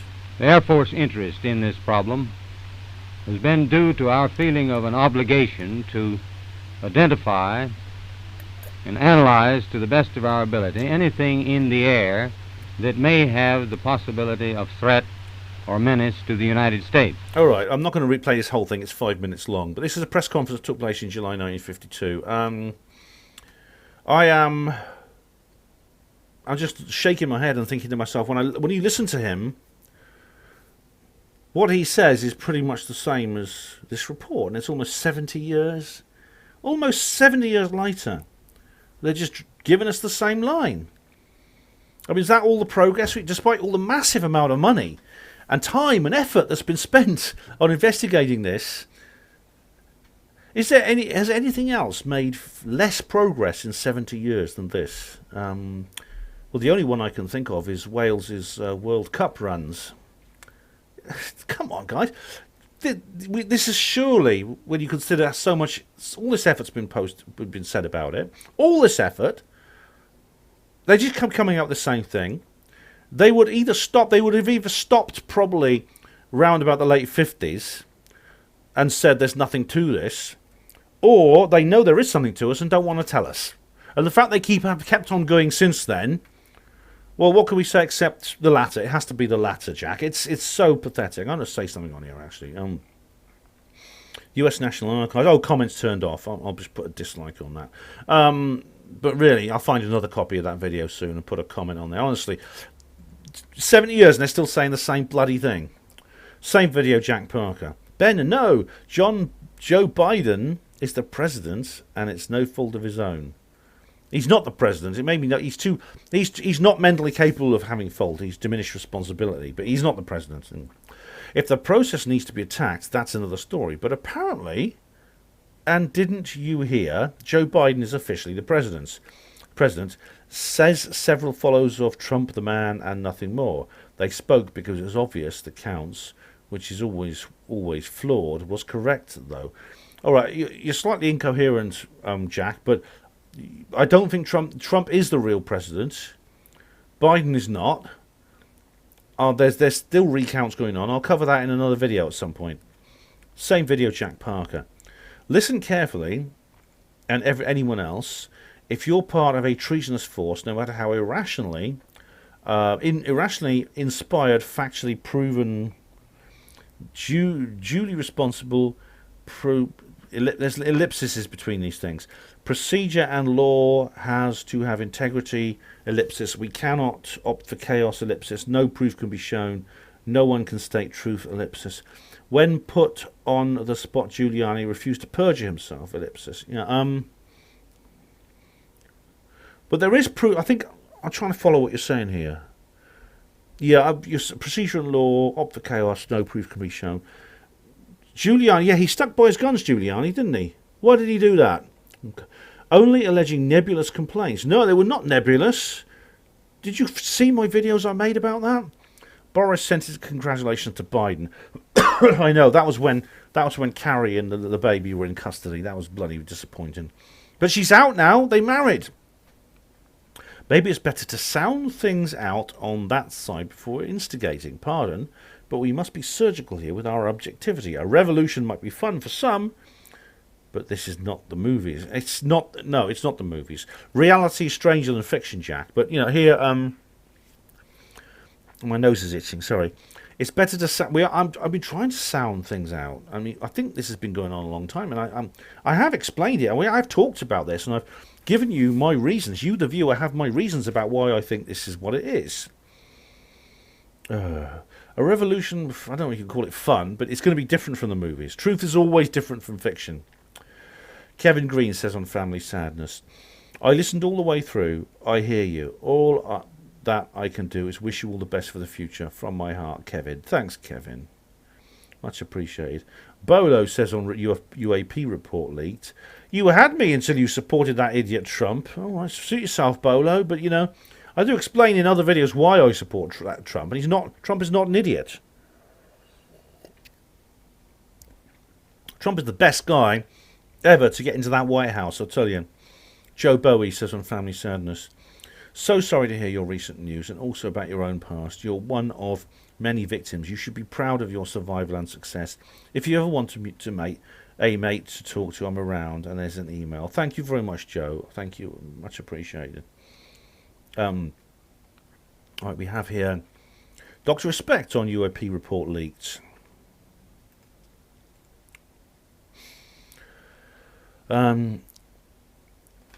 These craft, I believe, are ours, but not ours from this period of time. I believe they knew what was coming and moved either to the Antarctic or underwater. I also believe that they run everything on land, from the Queen to the Pope. You could say they are from Atlantis. Well, if that's the case, why are they allowing us to see them? Or maybe you're going to explain that. The Nomos, according to the Dogon legend, lived on a planet that orbits another star in the Sirius system. Yeah, Sirius B, that's right. They landed on Earth in an arc that made a spinning descent to the ground with great noise and wind. It was the Nomos that gave the Dogon the knowledge about Sirius B. Isn't it strange that the Dogon tribe described the Sirius star system way before anyone else? Yes, it is. That's a very interesting story. But the Dogon, they're a tribe that lives in, I believe it's in Nigeria, somewhere in West Africa, that talk about their own contact in their distant past with an extraterrestrial being, with extraterrestrial beings that live orbit a star which orbits the star Sirius, the dog star. It's called Sirius B. It was only many years later, quite recently, that we discovered Sirius does have is a binary. It has another star, a smaller one, which orbits it. How did the Dogon know that? They didn't have telescopes. Also, the Dogon tribe are best known for their mask dances. Yeah, they actually dress up as these Nomos. They're sort of fish-like beings. And the Dogons today have designed costumes that look like this, and they do these dances, and then they sing songs and play music, which is designed to commemorate them. Harry Potter and Sirius Black. Sirius B, yeah. Harry Potter had the Thunderbolt symbol on his forehead. Siri, Apple phone assistant. Siri backwards is Iris. Iris in Greek mythology is the personification of the rainbow, and in Homer's Iliad, for example, a messenger of the gods. According to the Greek poet Hesiod, she was the daughter of Thaumas and the ocean nymph Electra. One of their main principles is Binu, which is very close, you would say, to Bennu. It's gradually coming to an end point, which is just another beginning. Thanks for the information on Harry Potter and stuff, Dr. Respect. It's an awful lot. This symbolism always interests me. UAP report leaked, Snarnock. I cannot imagine the unelected psychopaths who rule this planet allowing disclosure to happen. They are such dastardly cowards that they can only communicate through a chain of people. They will lose their power and the oil industry if there was disclosure. How can anyone reason with them? Starnock, I can't imagine... Well, I agree with everything you say, except I would include the word willing. I cannot imagine the unelected psychopaths who rule the planet willingly allowing disclosure to happen. I think the decision might have been taken out of their hands. They don't, you see, they do rule the planet, but they have lost a lot of the power they had before 2016. A huge amount of the power they had. As I explained in my videos about 2016, this could be that these unelected psychopaths are actually on the point of being deposed. Snarnock said, these mainstream articles never mentioned there is never any sound with these objects. There is sometimes, Snarnock, they sometimes make a whining sound, a whirring sound, like in, the Earth versus flying saucers. They make that kind of whining sound. The people who wrote Earth versus flying saucers, it's an alien invasion movie from 1956. It's quite crude in terms of its special effects because of the time it was made, but the people who made it, they studied UFOs and things like that. Sometimes they make sounds, UFOs, not always. Snarnock says on UAP Report Leaked, any updates on the Elon Musk satellites? Do you think they might be used for something on the 25th of June? I don't know. He launched a whole load of other SpaceLink things, didn't he? I didn't know. I didn't hear about that, but he said, well, I'll look into it and find out. Because on the 25th of June, that's when the report is published. Although I think we know pretty much what that report is going to say. I think we've got no reason to doubt the New York Times. They've always in the past been very, very accurate on this sort of thing. UAP Report Leaked, education is a joke. That's the name of the person. Dude, you babble and ramble too much. You keep losing me in your silly little side vomits. All right, well, get to the point, he said. Well, education is a joke. It's just my style. I mean, I don't do sound bites, I'm afraid. I do sometimes get tangents come into my head, and I want to explore them and things like that. It's just my style, I'm afraid. I don't work from a pre-arranged script. I just have bullet points, and I sort of follow them as I go along. Marky Boy said, somebody's tired. BZ said, it's somebody is tired. Oh, and BZ corrects Marky's spelling. No. UAP Report Leaked. Someone called Posaitak said, if it came from the New York Times, well, all right. Posaitak, I know he's called the New York Slimes. I know it's not accurate on everything. But, when it comes to the UFO issue, it's been very, very good. It's actually Leslie Kane, Ralph Blumenthal's articles are superb. Charles says, right, nothing to see here. Well, Charles, of course, edits it all, doesn't he? His people are in there. UAP Report Leaked, Marky Boy. We have the scamdemic, so what do we call this? They rule by fear. I do not walk in fear. I do not buy this disclosure at all. Well, for reasons I explain, I think we need to be aware that an opportunity could be coming up, which we don't want to miss. If we are too certain that it's going to be it's just going to be some massive, what's the word? It's just going to be one massive, great big psyop, then we will miss out on that opportunity. Sure, we'll look very cool. We can punch the air with Richard D. Hall, but we will miss out on that opportunity. It'll be good for our egos, bad for the world at large. So at the same time, we do have to understand, we do have to be prepared for the fact we're not going to get all the truth. I accept that. Marky Boy says on St. Theo's Day, the term anti-vaxxer is a misnomer. I'm not having the gene therapy injection, but I'm not anti-vax, as it's not a vaccine. Well, Marky, that's a good point. And the term anti-vaxxer is actually a derogatory term used by skeptics and pro-medical industrial complex supporters. I think the word they're using is vaccine hesitancy or vaccine decliners, because it's saying people refuse it and things like that. The word refuse implies there's some kind of real obligation, which is, legally it's worrying. And it's against medical ethics as well. UAP Report Leaked. Both of the gentlemen in your meme are paid actors, quote unquote. Well, literally they are. Well, I know. Well, David Duchovny's an actor. He's in X-Files, which is fiction.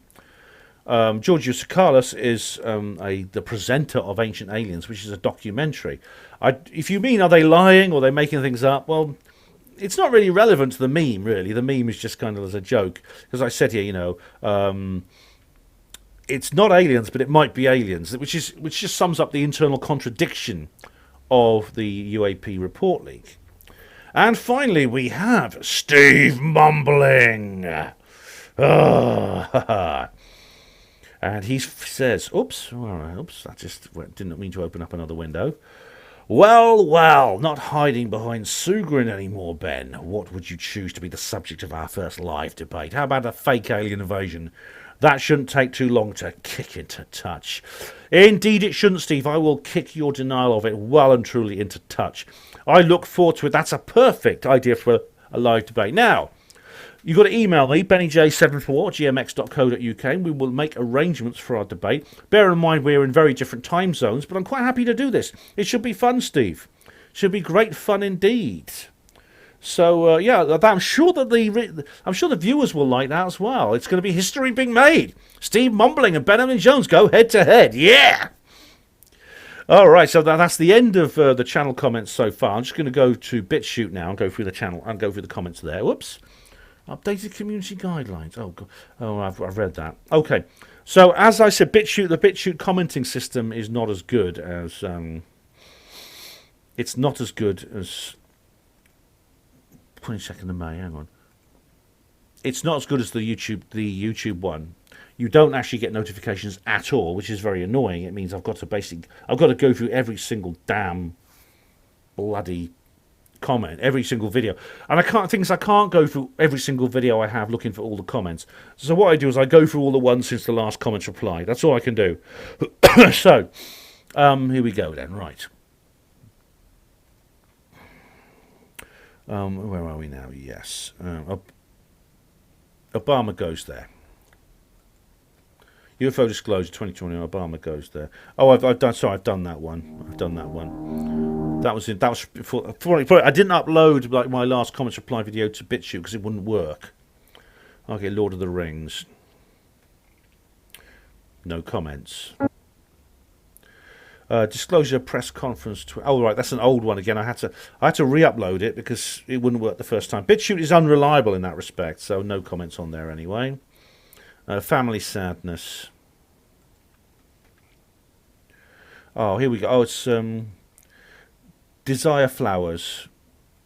Says here, Dr. Med Jens Bergen took his life about 3 days ago. He was one of the first doctors who spoke out against mandating muzzles a year ago and put a free exemption for all online with his name, and he made it clear that anyone can print it and use it. He put some clips on YouTube. Oh, right, I've heard about this. And it carries on like this. Just tells a story about this. Yeah, the guy, this is one of those suspicious suicides, which goes through this. And this character, he... Desire Flowers, he or she carries on to here. Oh, thanks.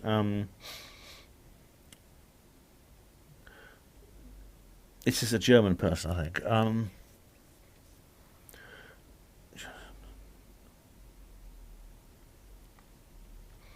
Children ask questions the whole day and intuitively sense what justice is. Yeah, and what it's not. Yes, they are born with their BS detector, which is great. Hence the sentence be childlike. So not so childish, but childlike. There's a difference. Cheers. It's lovely to hear that you've kept the oath to yourself. That is what life is about. Straighten out what you can straighten out, then get on with it. Godspeed.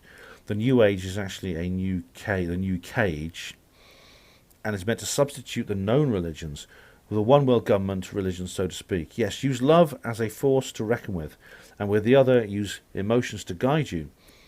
As the first negative ones are just part and parcel of being human, but it is not what we really are, who we really are. So use those as well for good without going all new agey gooey. Yes, you can integrate those feelings, and instead of being the whirling river, you can come to the ocean. So more peaceful within, whilst fully aware of who to steer clear of, having learnt from your past. Grüß Gott. Oh, Grüß Gott means God bless, I think, in German. The M2 story of your mum might be true and part of the parcel of her splitting within her being and being disconnected from her heart, and hence her vile behaviour ensued. Only God knows the truth there, though. Yeah, I mean, I said I left open the possibility that was true. But the Netherlands is known for that stuff, and the Dutch can be quite superficial in general. Oh, they bloody can't they, Desire? I mean, I don't know many Germans, but they are very different to the Dutch, very different indeed. It's not uncommon for that stuff to happen there at all, just like in the UK, mind you, for your information. The war that has had many fathers by Gerd Schulze-Roenhoff. Even if you defo, you have to clear the emotional stuff within. So it's better to be clear that. Be at peace and steer clear of those who don't want to be with you and vice versa. Schadenfreude is a human thing, but it does not last. It is therefore not worth fostering. Better let it go as it boomerangs, and that's not what you want either. Cheers. True desire. I try not to avoid it. Schadenfreude is, of course, mean taking pleasure from another person's misfortune. It's a word that English borrowed from German because we don't really have a translation for it, but it's a great word. UAP report leaked. We've got loads of comments on this one. Grumpy Cat Lives says the government will lie and whitewash the whole thing. The sick government. Okay. They know full well what they are. They've known for a very long time. Luis Elizondo's a paid government psyop. He knows they all know. My father knew, retired US Air Force, he knew. I knew as well thousands of military brats growing up on bases in the late 60s and 70s. Okay, Grumpy Cat Lives. The government would have lied and whitewashed this thing before 2016, but now things have changed. I'm not sure, I'm not as certain as you are that Luis Elizondo is a paid government psyop. He knows, but he's speaking out.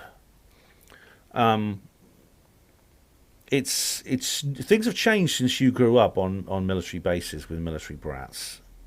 The world has changed considerably.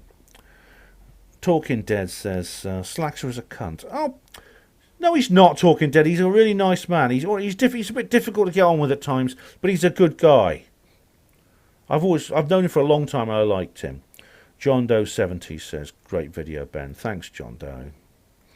Much appreciated. Misty Man says, you talk sense. I'm impressed. Thank you very much. Thanks, Misty Man. And Onslow Bitshoot says, Onslow. Hey, Onslow, how are you? Onslow Bitshoot. Hello, Ben. It's always a pleasure listening to your analysis. Have a great weekend. You too, Onslow. Many thanks. Okay, that's BitChute done now. I'll just go to Odyssey.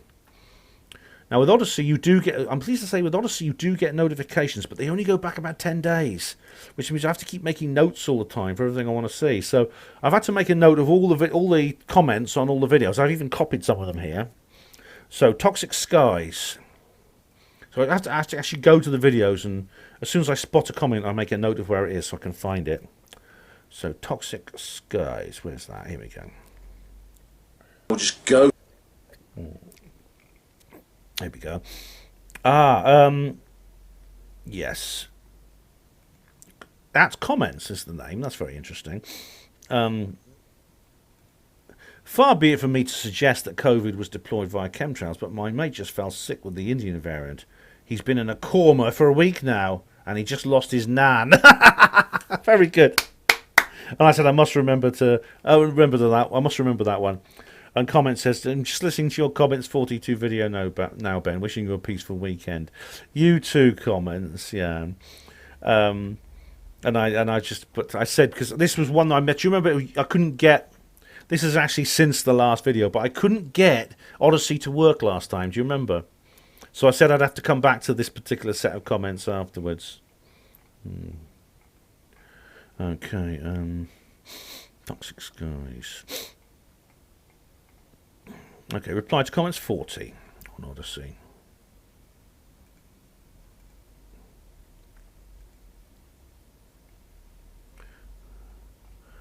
It's 42, 41.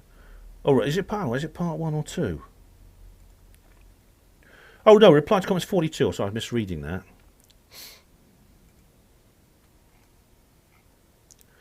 Oh, where is it? It's gone. Oh, I've got it here. Woody Black says, what ISP gives you Amazon Prime for free? Talk. Okay, Pentac UFO. Oh, that's Pentac UFO on.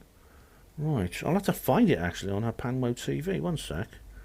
Because I'm not scrolling down through my... Because that's an old one I uploaded as a backup. I uploaded it. Here we are, 3 years on. Pentac update, Pentac UFO. So I'll go here and I'll go to Odyssey and find out. Right, here we go.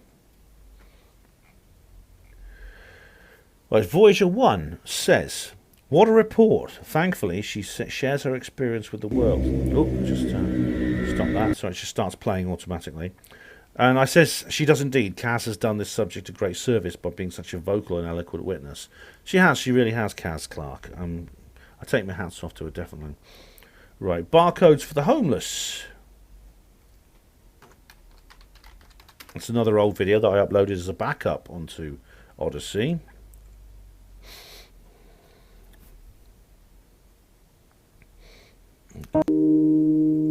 Okay. It's playing automatically as always. That's it. It's HMM at Track and trace is easier to exterminate them. Who is keeping those starving to death safe? And I said yes. That's why it's important not to comply. I just put the reply tag on here. Did I do one for Pentac? I didn't, did I? Oh, hang on. History. Right. I'm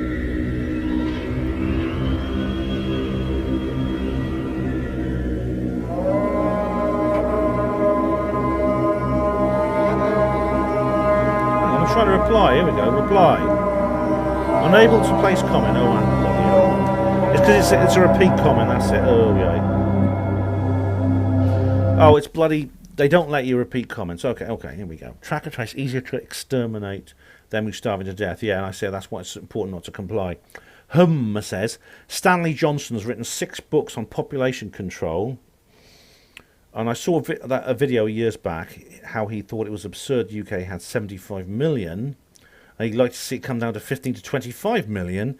I don't know the UK's total, but I know starving to death is never a crisis, nor is money allocated for that, but free jabs for everybody. Yeah, well, I said here, it's a scary article about a man who knows a farm and how the government is paying them to destroy produce. Are they trying to engineer a famine? They always have to have some kind of crisis to keep us on our toes. Maybe after the coup, it'll be food shortages. Yeah, I mean, it's if someone's going to get the UK population from 75 million to 15 to 25 million, obviously asking people to have fewer children is not going to do it. So what have they got planned for us? Here we go. Says, of course, that is coming back to look up George Green, former military and banker. He called this to a T decades ago. Even his YouTube has not wiped out all this stuff. He said people starve and march to camps to get food, and poof, they are all gone. And I said, I've heard of George Green. He's a good guy. I'm spreading the word so people won't fall for it. Says, he said the same thing to his death. I'm sure you know courts and governments are corporations from the time you're born and issued a birth certificate. You are a walking, breathing debt to the elite. Corporations pay virtually no taxes. And still the sheeple cannot wake up so they can line up to support their slave masters. I say, yes, indeed. So that's that one. What's next?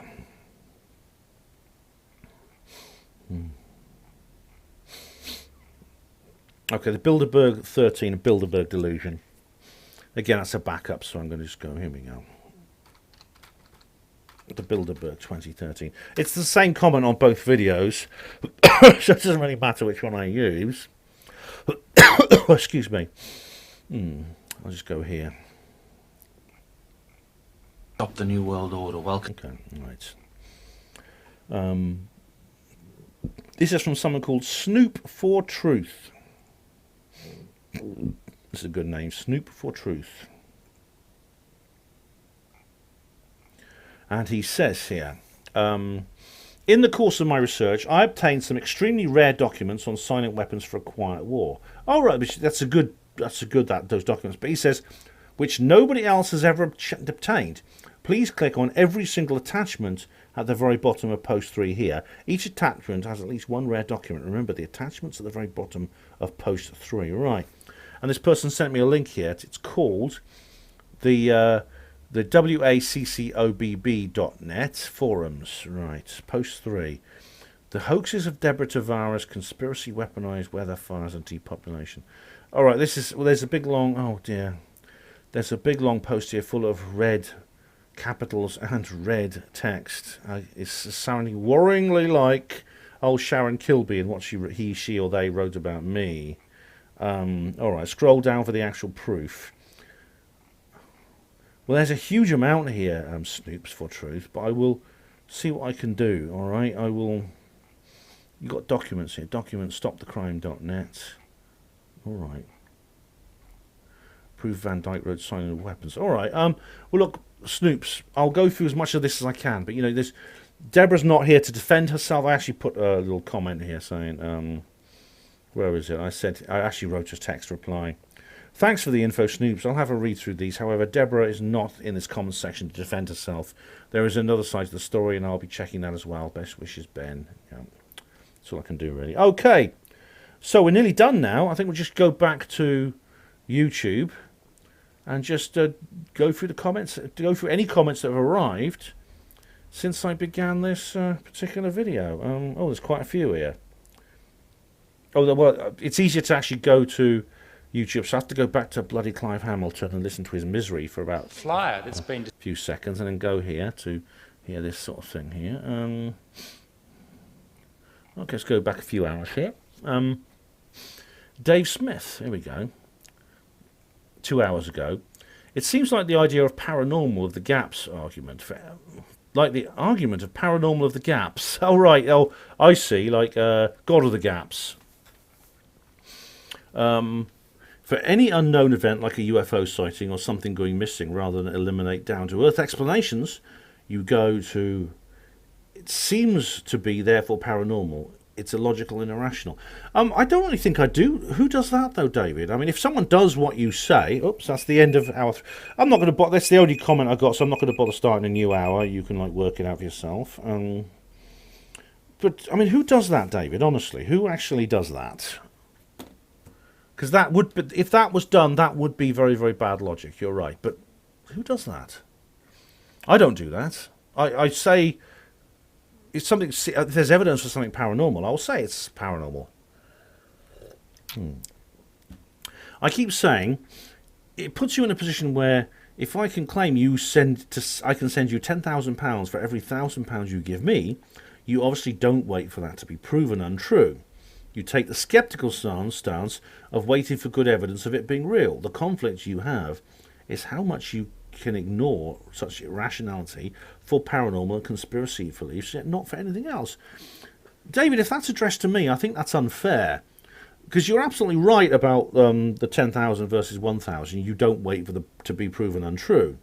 You'd be a bit suspicious. But how you ignore such rationality for paranormal and conspiracy beliefs... I don't know. I mean, I actually go to skeptic conferences. I look at the skeptic side of the story. I debate with people like you. I don't get you. I really don't. If that's me, that's not a description of me. I get that he carries on.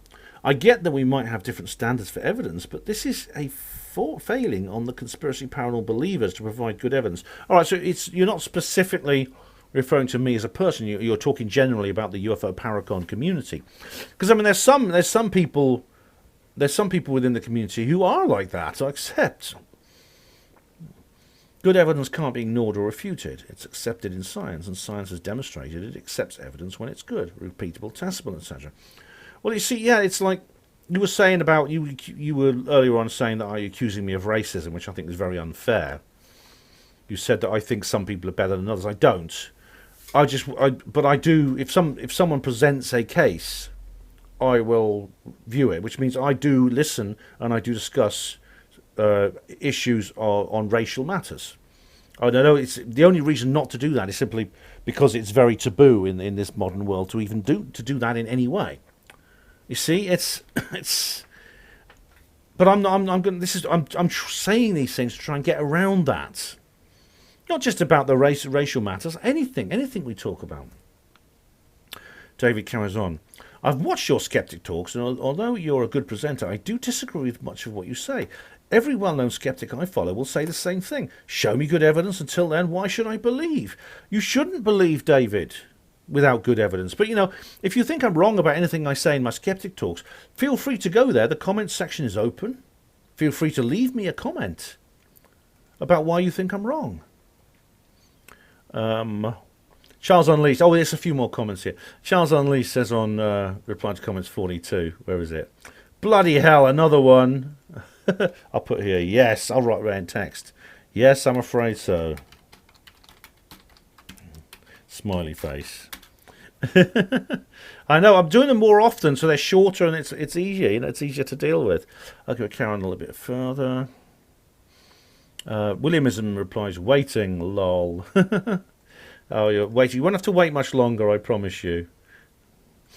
You won't have to wait much longer. And that's the end. Or I'll do one more refresh, and then we'll call it a day. So go for it, Clive. Flyer that's been distributed around. Oh, Clive Hamilton. If you don't know who Clive Hamilton is, just bloody Google him. He's a miserable sort. He's a climate change doomer. Oh, he's so annoying to listen to. I mean, I could cope with the people who believe the carbon thing, but oh God, when people say, "Oh, we're all doomed. There's nothing we can do," that I can't deal with that. All right, guys, that's the end of this particular comments reply video. Many thanks for all your comments. Good, bad, ugly, rude. Even some of the rude ones were quite interesting. So thank you very much for those. Do remember these comments. I'm going to try to do these more often. So yes, more coming, Charles. I'm going to try and do them more often because I know I like them. You like them. Why wait for your comment? And they're shorter. This is now 3 hours long, which is one of the shortest. I think it's one of the shortest comments reply videos I've ever done. So I hope you enjoy it.